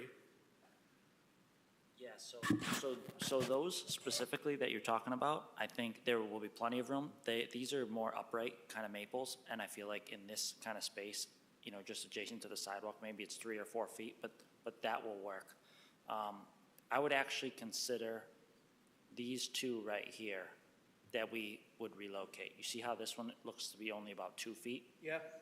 I think these 3 seem perfectly fine to me. These 2 we should relocate and get something else in there. So I think we can do that. You're going with the more upright maples just to keep the branches off the, out of the traffic? Yeah, and just the overall kind of like hallway, as I talked, the sidewalks that kind of form in there. We don't want the branches kind of, going out in there. Yep. Sidewalks on both sides. I actually didn't see the 2 that you were showing that were awfully narrow. Do you see those? Yeah. Would you have any concern about those? There, and these 3 and these 3? So, Microphone. Brian, so the 3 and the 3, are those gonna be like a vestigial oak or like Armstrong maple or something, Those are Armstrong maples, yep. Armstrong red maple. I would actually, I'd put it in the specs that they do a root barrier on each side. Oh, okay. So it doesn't. So it goes straight up instead of branches out. Correct, so we don't want it to go underneath and into the parking lot. Okay. Or underneath and into the sidewalk. Correct. That, you'll put it on both sides. Right, okay. No problem. Okay, let me go back to here. I'm concerned about outdoor dining, and your renderings show your outdoor dining a little bit better for the Starbucks area. And there was some behind your fence area for Chipotle.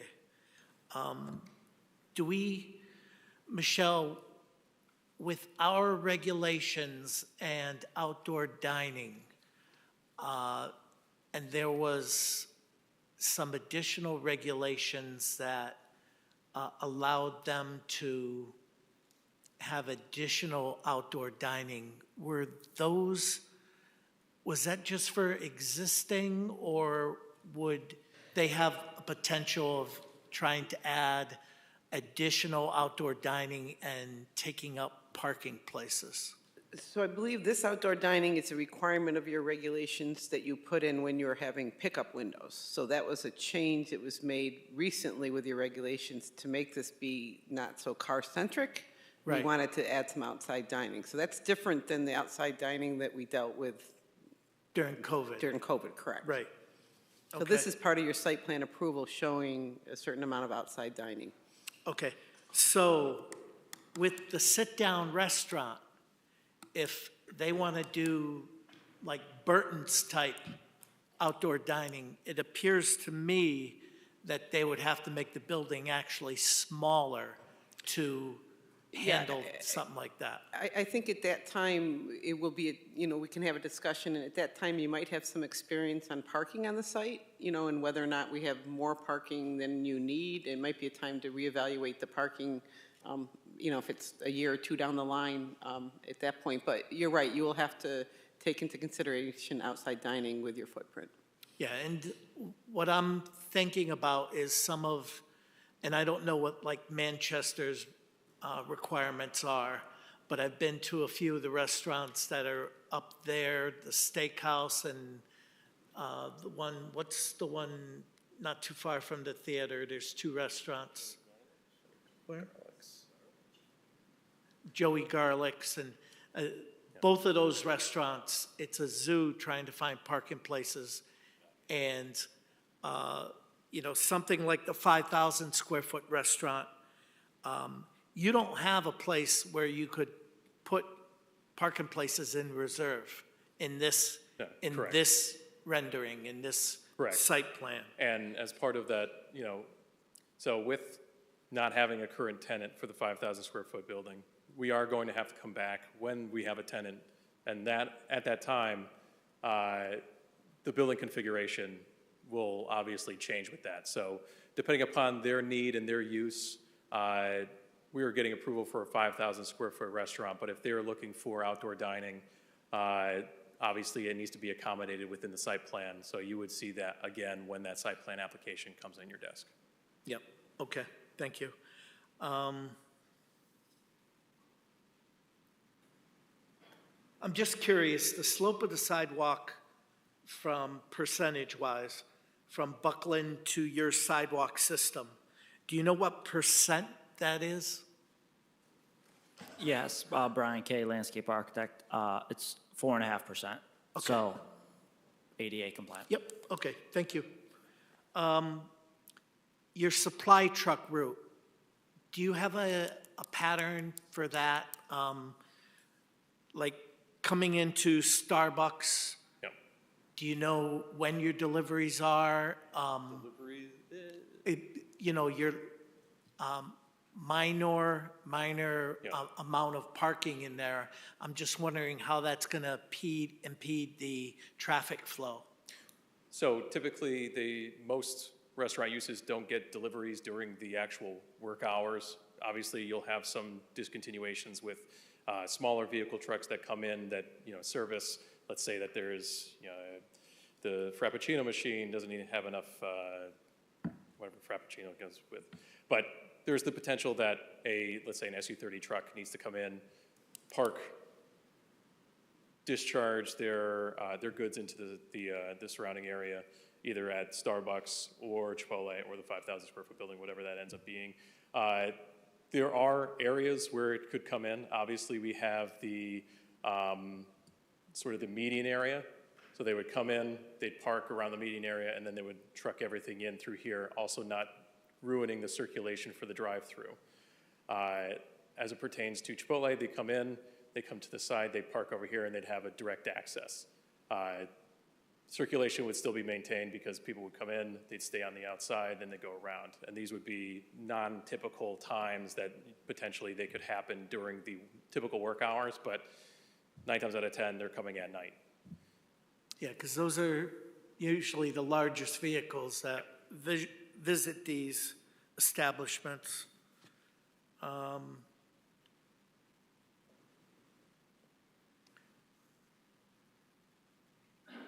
I didn't see any protective bollards around the drive-through on the plans.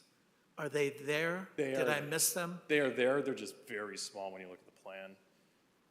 Hopefully I could protect the bollard. There's one, they're just little circles. So there's one I here. saw that one there, but I didn't see it as necessarily small. protecting the, building itself. right, it looks like, say that your Chipotle building. Yep. It looks like the drive-through part sticks out further. Am I incorrect in that? Correct. So the drive-through portion protrudes out of the building towards the roadway. So you can see that there's the green 2 strips on either side. Those are landscaped areas, and then you have the drive-through itself.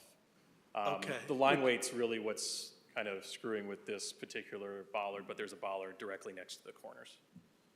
But there is. Yes, there are bollards proposed. Okay.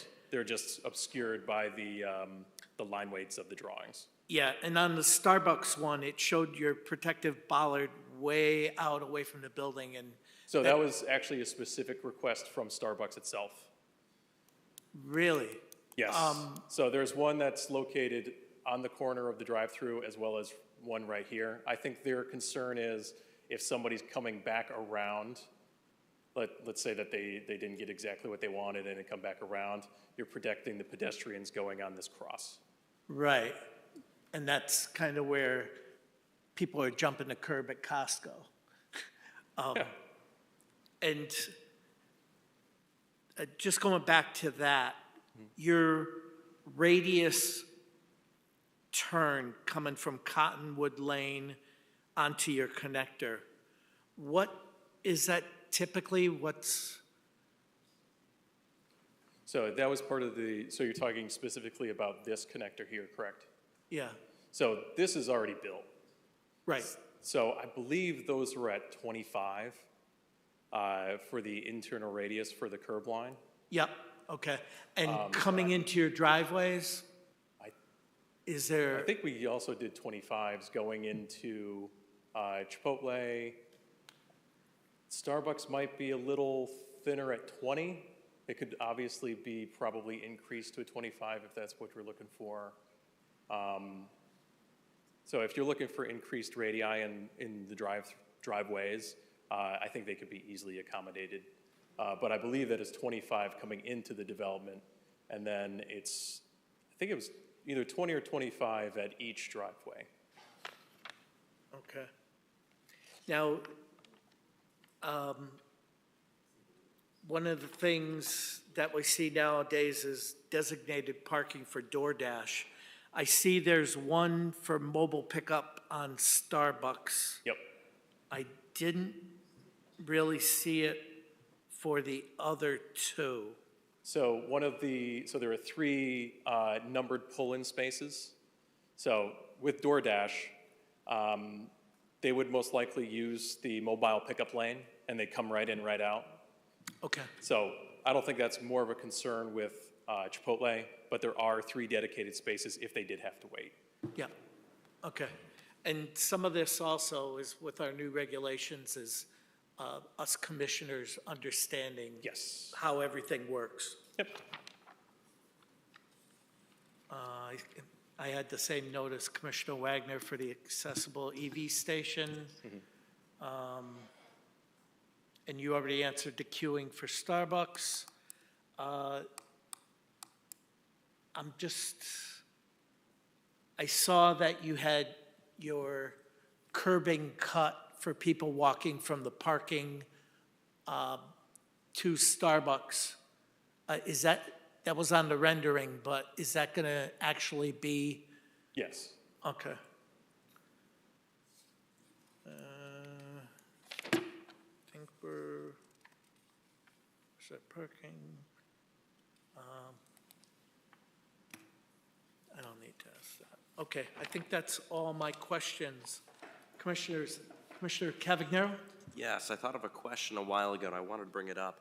I read through the planning department report. I'm not sure if you mentioned it throughout the presentation, but I'm curious if you are anticipating to add any bike racks to any of the developments. I mean, we're going to have almost 400 units combined between Tempo 1 and Tempo 2. At the very least, if we're concerned about some traffic congestion, we add an alternative way for people to get from point A to point B. So I'm just curious if bike racks would be a possibility here.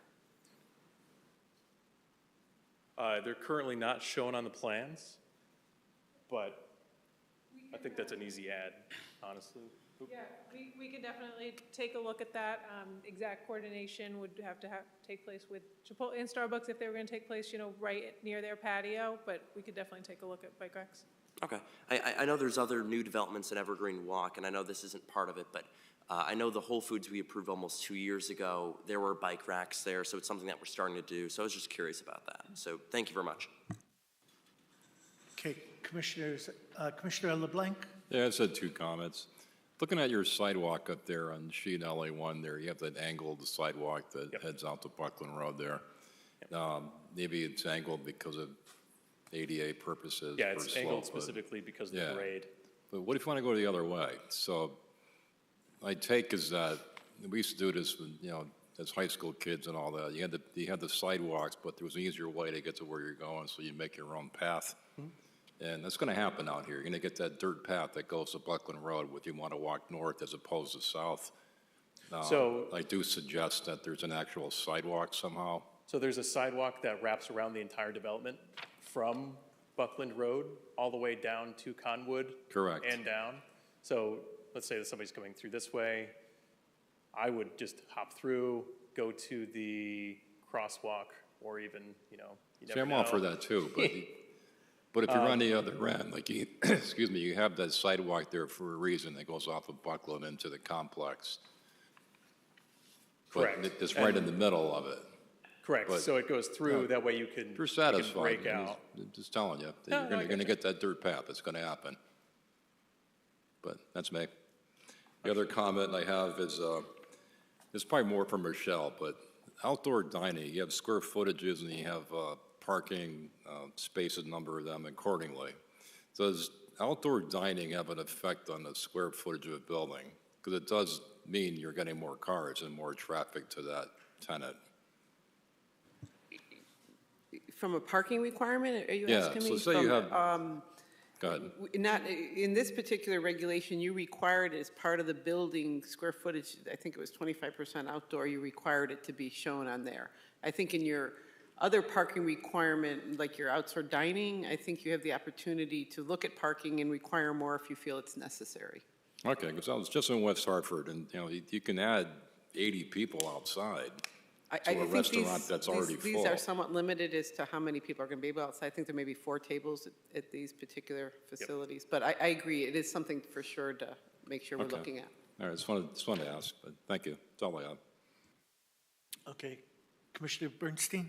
Yeah, I don't know that this has been addressed. In the entire footprint, are the roads adequate for all kinds of emergency vehicles that may need access? Yes, and so specifically, there's a fire truck turning movement that I owe Walter.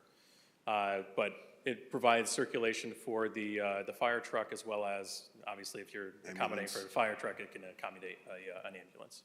The turning movements throughout are going to be shown on the diagram given to the fire marshal. Okay, thank you. Okay, Commissioners, anything else? A motion would be in order. Chairman, I did pick up a couple things that maybe I would read into the record as potential approval conditions that aren't on your list. Yeah, So I move that we approve application 23-32P, Restaurants at Evergreen Walk. See, their standard conditions 1 through 12. However, condition 3, this application is subject to conditions of approval of the Inland Wetlands Agency Conservation Commission, including bonds in the amount of $20,000 to ensure compliance with the erosion and sediment control measures, and $10,000 to ensure establishment of the stormwater system. And condition 4, a landscape bond in the amount of $15,000 is required and must be submitted prior to the issuance of a certificate of occupancy if work is not completed. And then Condition 13, engineering comments dated October 10, 2023 must be incorporated into the final plans. 14, the applicant is to return to the ADRC and PZC with final design of the restaurant. What restaurant are we referring to? 5,000 square feet. The 5,000 square foot restaurant, Yeah. okay. And then I'm hoping you'll have the wording, but something for EVs, something for utilities, there was some discussion of trees and bike racks. Okay, so I had parking reduction of 10% is granted in accordance with section 6.4.9. Utility connection shall be screened by landscaping or physical barrier. Provide a barrier on the sides of the maple trees along the access drive in the landscaping design.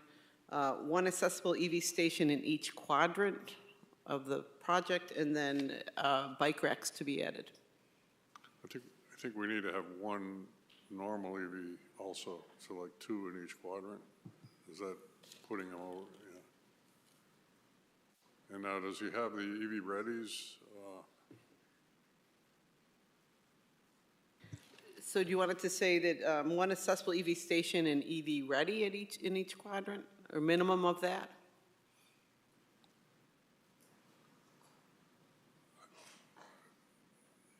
Yes. Say it. Say it. I'm not having a brain freeze here, but we need an accessible space, a regular space, and then the EV readies need to comply with the longer-term requirement of the regulation. So phrase it. You're going to be requiring more than you require, though. If you're doing 2 at each location, that's 8. They're only required to provide 6 at this point, so. For the whole site. Right. But I believe we ought to interpret each building separately.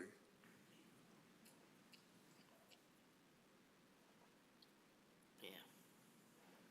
Okay, so you're looking for 1 EV accessible, 1 EV regular, and then 1 V that's ready. Maybe, and tell you what, why don't we go on and get the other conditions, and I have a feeling they're going to want to comment before we. Okay, well, you're in the middle of a motion, so. Yeah, you have the rest of the conditions. Okay, that was the last of the conditions that I had. Okay, what about bike racks? Yeah, in bike racks, they're going to try to locate 2 bike racks at Chipotle and Starbucks. Okay. What they indicated. Okay, I think we've got all the ones I have. Okay. Okay, we have a motion. Do we have a second? Second. We have a motion and a second. Any discussion? Carolyn, do you have your light on? Oh, sorry. Okay. I think they wanted to comment on the EV thing. Okay. As part of the discussion, yeah, this is not a public hearing situation, so you can comment now, yeah. So if it makes sense, so we're only required 6. Should we just put 1 at each and then have an extra instead of 2 at each quadrant? It's just, in my head, I'm just trying to meet the regulation, so I'm just curious. Say that again so I can understand it. So we have 4, so there's quadrants, so it's 4. So if each one had 1 space, we have 4, we need 6. There's 2 already at the bank, so that's 1 that would essentially be taken from there, so then we need to place 1 more. So then should we just have essentially a minimum of 1 in each quadrant up to a maximum of 6, if that makes sense? I guess I'll have to accept that. But don't forget, there's also requirements for EV-ready spaces that should be distributed throughout. Throughout, yes. Yeah. So you want to get what you got for that condition? I'm not quite sure what we agreed to. 1 accessible EV station in each quadrant. Up to a minimum of total 6. I don't quite understand that. So we need 6 on the site. And then EV-ready 6, I spaces gotcha. distributed as in accordance with the regulations. Okay.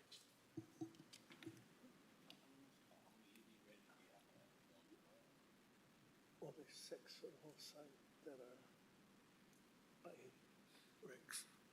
Okay. You got that? Okay, and you good with that? You're good with that? Okay. Any further discussion? Hearing none, we'll call the question. All those in favor of the motion say aye. Aye. Those opposed? Motion passes unanimously. Thank you. Thank you very much. Okay.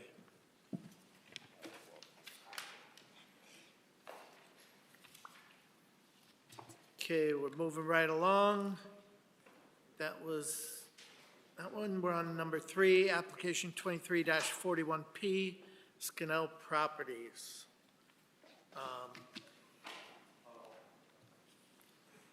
I'm going to turn to you, Michelle. Is there anything else that we need to discuss, the commissioners? Yeah, Commissioner LeBlanc? I'm in agreement regarding that sidewalk, though. If there's people getting dropped off over there, and there's businesses down that road, I don't want people walking down that road. The town has made a concerted effort to be pedestrian-friendly, and those are good points that were brought up, and I have to agree with that. Okay. Any other commissioners feel the same way, or, I mean, it's, Commissioner Foley? Yeah, I mean, if we're gonna be rebuilding this road, now is the time, you know, for what, you know, we, No, and that begs a question, Mr. Folger, Mr. Doolittle. Doolittle. This grant, does it involve sidewalks on Kennedy? I don't believe sidewalks were included in the original grant application. So they're normally not, or we just didn't ask for them? Right, so, I mean, we can look at that as part of that project and see if we can include sidewalks. I can't You can't promise. definitively say yes right now, but we can look at it. I mean, I think, we've been good. Scannell's they got a good ride going on in this town. So to ask for a sidewalk, I don't think is a far reach, okay, compared to, Well, the reason I add this too is that, you know, it's just like a train. Tractor trailers take longer to stop than a car. So the main focus on this road is for the warehouse. So you're gonna get tractor trailers and people walking down the same road, and say somebody turns and jerks like that, you can't stop the 18-wheeler like you could stop a car. You can't, because of the momentum and the weight. So I was thinking about this during the meeting tonight. I think it's a valid statement and point. well, and connectivity is part of that's part of our plan. So, do safe passage. Connectivity, safety, it all says we really need to have a sidewalk on at least one side of that road. Okay. Is Commissioner Carey? Since council is trying to put X miles of sidewalk in, right, that's part of their strategic plan as well. Can we see if, you know, we could get this under that, the sidewalks that they're trying to put in? You can, frankly, it'll be easier to do it either as part of the Scannell project or part of the town's project. And include it in one aspect or the other of those projects. As I said, we've got a public hearing coming up next week for Kennedy Road, which we're required to have by the state. I welcome any comments that want us to put sidewalks or look at sidewalks on Kennedy Road as part of that public hearing. Yeah, and I don't think that the taxpayers of the town should bear the brunt. If there's any additional cost beyond the steep grant, that, you know, it's for the employees, it's for safe passage for the employees of these warehouses. So I think that the expense should belong, well, it's unfortunate for Scannell, but, you know, FedEx is already in place, but like I said, I think we've been good neighbors to Scannell as well, so, you know, they should carry this weight for this sidewalk, and then we can do a painted crosswalk to the entrance, or we could, in our package, do a painted crosswalk. Was this ever raised with FedEx? at any time when FedEx came in? You know, if I could, So they got a free ride on it? I do recall that they've got a sidewalk entrance to their building from Buckland, or from Sullivan. He showed on the thing. So for their workers to get in the building, they don't need a sidewalk going up Kennedy Road. Their workers can get up through the pathway that they provided. So I guess I'd like to see the sidewalk because of the other businesses, but I'm not sure we want to, I mean, they accommodated the need for a sidewalk for their business. It's just that we're rebuilding this road, and we'd love to see the town make sure that the other businesses and the people going to FedEx have a way to get there without walking in the street with all the trucks. The colored one?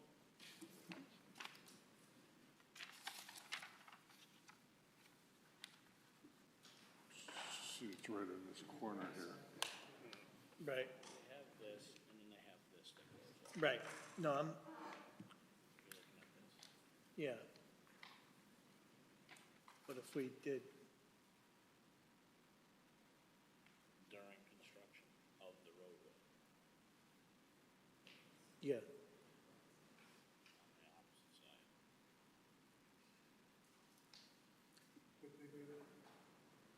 They've got this, they're proposing the same access that FedEx has coming from Buckland.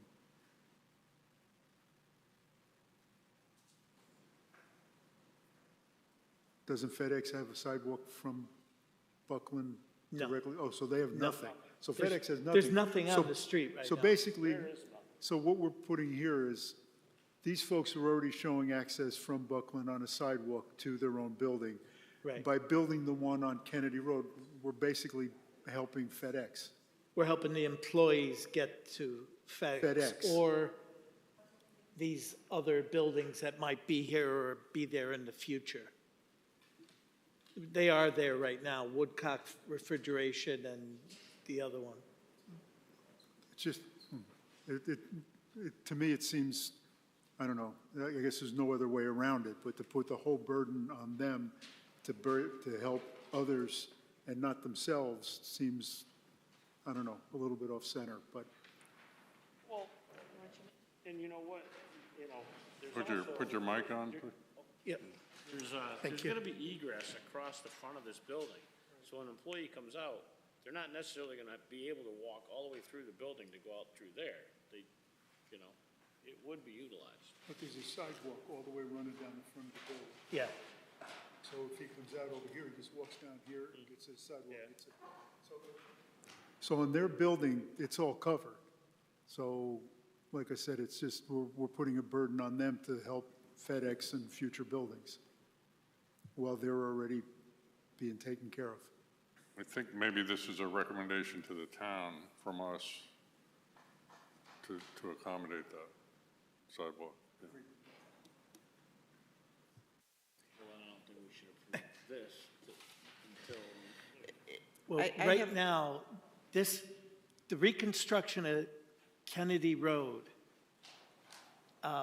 while it helps the FedEx and Woodcock Refrigeration,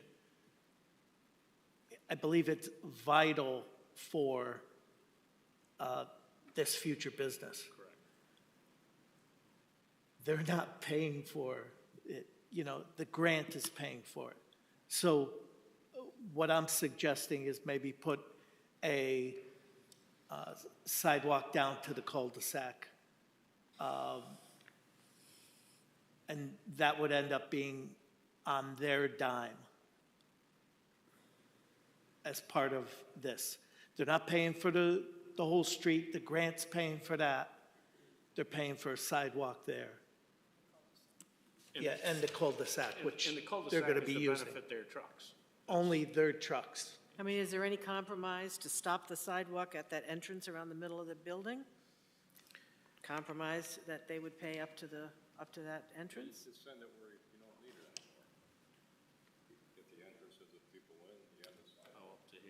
So you're talking about maybe ending it at the FedEx entrance. What about Woodcock Building? They'd have access to it. They'd do a crosswalk here. The Woodcock. It says Woodcock. That's Woodcock? Which one's this? Oh, this is the one that's gonna come down or whatever eventually, right? Or no? What is that? Do you know? Okay. Safety guys in there. They stay. So, you go like this, crosswalk. You had required a sidewalk along the frontage. Do you want to do a trade-off and not have it along Sullivan Ave and have it on Kennedy Road? I mean, is there some value in? How are they gonna get from the bus stop? I Well, still wanna maybe you don't keep- do the entire length of Sullivan Ave? I mean, It, no, that's, I think a compromise might be with what Commissioner Dexter said. Go on the east side, an additional sidewalk from Sullivan up to the entrance for FedEx. And then you could do a painted crosswalk from, there was a safety guy from that building and then from Woodcock's across to access that short stretch of sidewalk.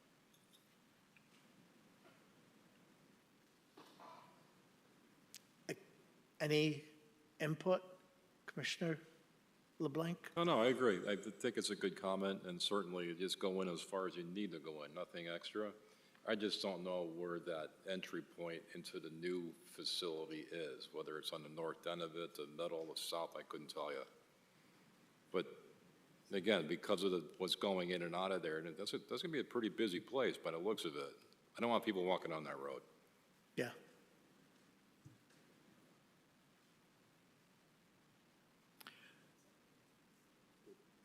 Any other discussion? Commissioner Carey?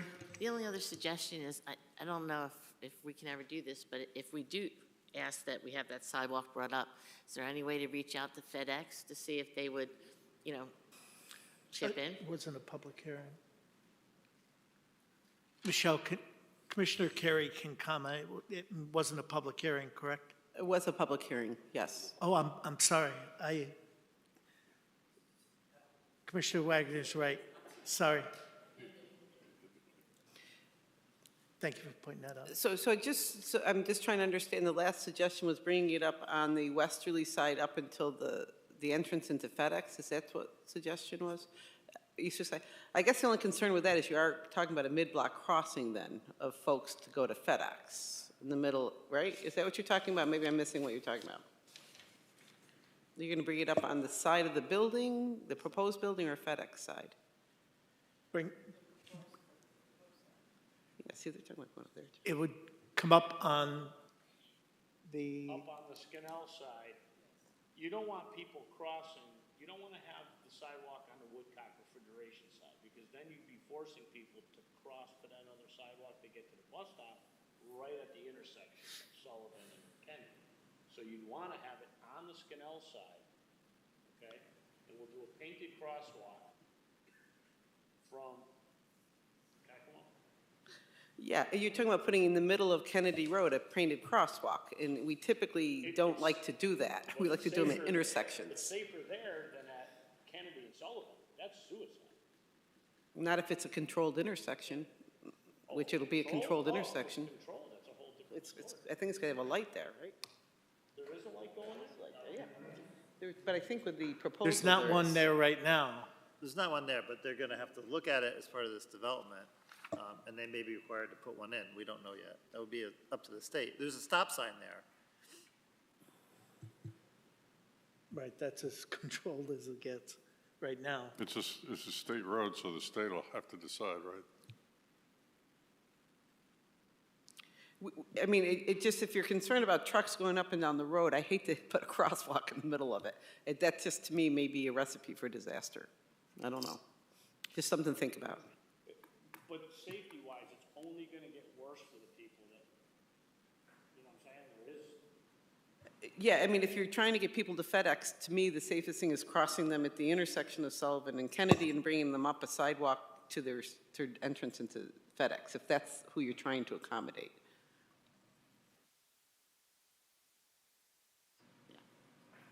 there's also no sidewalk on the Sullivan frontage there, correct? That's correct.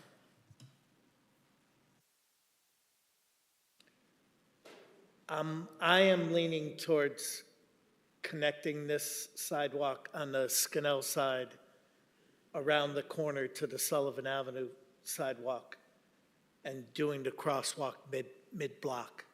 I don't see it as getting a lot of traffic other than these two establishments. It's not like you're crossing Sullivan Avenue traffic or Buckland. You're crossing basically a side road that has very limited traffic.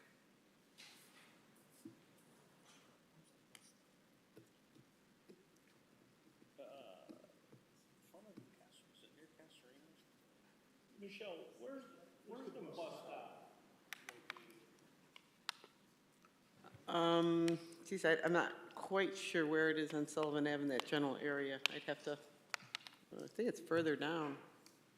I think they're coming from the west. Yeah, I think it might be almost Rye Street. They turn off. Go ahead. Oh, no, I'm trying to picture where the sidewalk, where the bus, is there a way to look it up? Is there an app for that? Goes up Rye Street. No. Okay, Yeah, it doesn't come down Sullivan that far, I don't believe, right? So they get dropped off at the Rye Street, turns around. Is it down by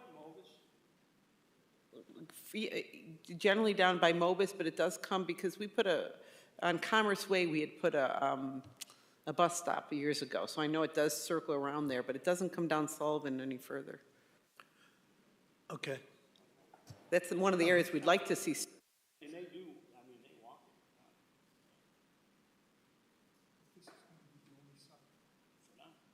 it. What?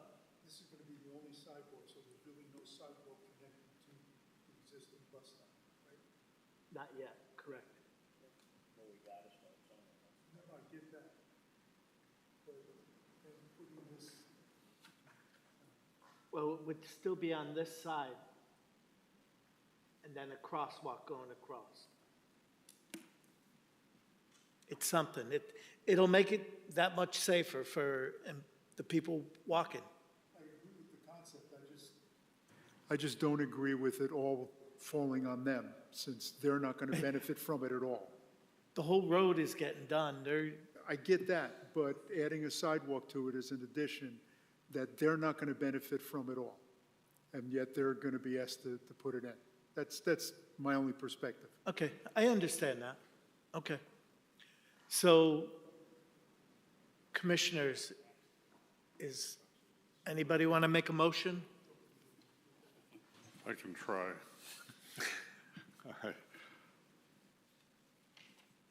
I move we approve application 23-41P Kennedy Road cul-de-sac re-subdivision. This approval is for redesign of the cul-de-sac. I guess I'm going to have to read them all. Number two, that was number one. Number two, a 5-foot concrete sidewalk shall be installed along Sullivan Avenue frontage to the west of Kennedy Road. I'd like to deal with this other thing as an amendment. 3, drainage and construction for the subdivision is subject to the approval of the town engineer. I think are these all standard conditions? Okay, so conditions 4 through 12 Standard conditions. are standard conditions, even though 12 is very long. Number 13, a deed combining the properties into one lot as shown on the plans is required. Number 14, the town engineer's review comments dated 10/10/23 must be incorporated in the final plans. With respect to the reconstruction of Kennedy Road and new cul-de-sac, it is the responsibility of the applicant to construct the new improvements associated with the new cul-de-sac. The applicant shall work with the town to complete the balance of the needed Kennedy Road reconstruction.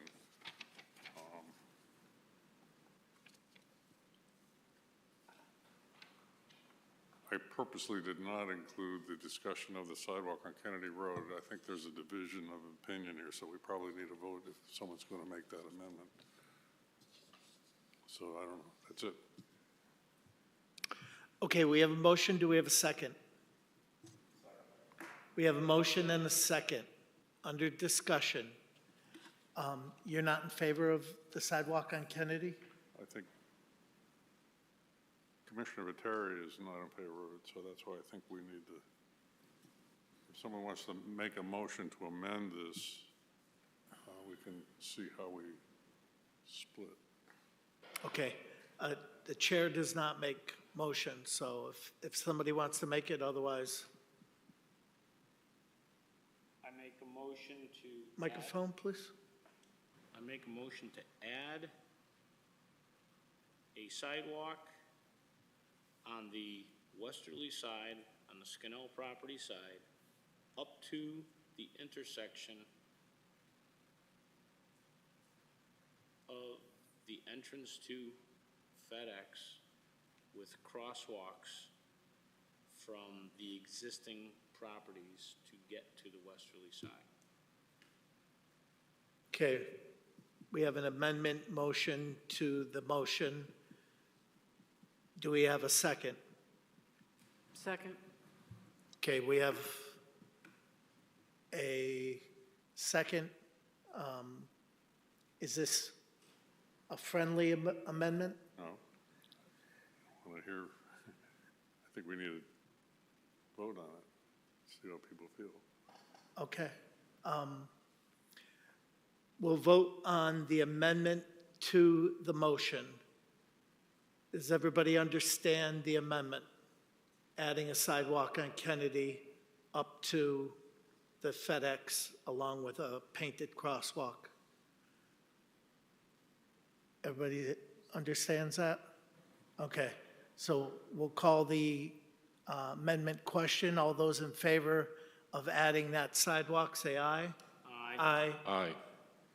Those opposed? No. Roll call, please. Commissioner Cavanero? Aye. Commissioner Viteri? No.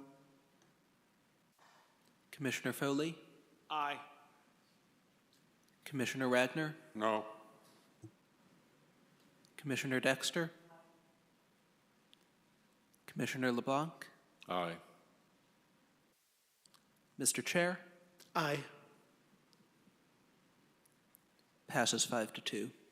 Okay. And then we'll go to the motion. Is there any further discussion on the motion? All those in favor of the motion say aye. Aye. Aye. Those opposed? Motion passes unanimously. Thank you. Okay, bonds, we have some bonds in front of us. Would somebody like to make a motion? Commissioner Cavagnaro? Move to approve the IWA/CC bonds. There are two of them. Would you want me to read them separately or together? 'Cause they They're are the both People's Bank. They can go together. There are two different amount numbers and reductions, so do them together? Okay. 22-06P, People's Bank, erosion and sediment. This is the first one, amount 10,000, reduction 10,000, and then the second one is stormwater with an amount 15,000, reduction of 15,000. Both of them have the balance of 0. Okay, we have a motion. Do we have a second? Second. We have a motion and a second. Any discussion, questions, comments? Hearing none. All those in favor of the motion say aye. Aye. Those opposed? Motion passes. Okay, old business. Michelle? I just want to let you know that we did have 3 applications from the Sewer Commission related to upgrades to the facilities that you guys received at the last meeting, and we did approve those by staff approval, so those are no longer on your agenda. You'll notice they're taken care of. I did have one other thing submitted to me by Molly Keys, Director of Recreation. Through the ARPA funds, they're going to be replacing the equipment that's out on the trail system that's out there, the exercise equipment. They're going to centrally locate it into an area I have a picture of the area. It's between the two ball fields in a picture of the diagram. We were going to handle that simply as a change order. It's like use, it's already out there in an area that's been dedicated right off the trail system. So I just wanted to make you aware of that because it is something they hope to get going on this fall. Thank you. Okay, thank you. We received one application. Is there any other business to come before the commission? Hearing, I have a question. Michelle, is it appropriate to ask about the citation? What that means? The Metro? The Metro Realty, yeah, I did speak with our town attorney. Basically, you have a lawsuit against the zone change application. It has a return date, I think, at the end of the month. But as far as the application that's been submitted in front of you, to handle it like any other application, because until the court tells you that the zone change is no longer valid, you're to assume it is valid. So we have our timeframes and everything else we have to adhere to for the special exception site plan that has been filed. This is different than like a lawsuit. Well, we have a lawsuit, but it doesn't stop it from moving forward into the next steps unless an applicant chooses not to move forward. okay. If there's no other business, a motion to adjourn would be in order. A motion to adjourn tonight's meeting? Second. Okay, we have a motion and a second. All those in favor of the motion say aye. Aye. Aye. Those opposed, motion passes unanimously. Thank you.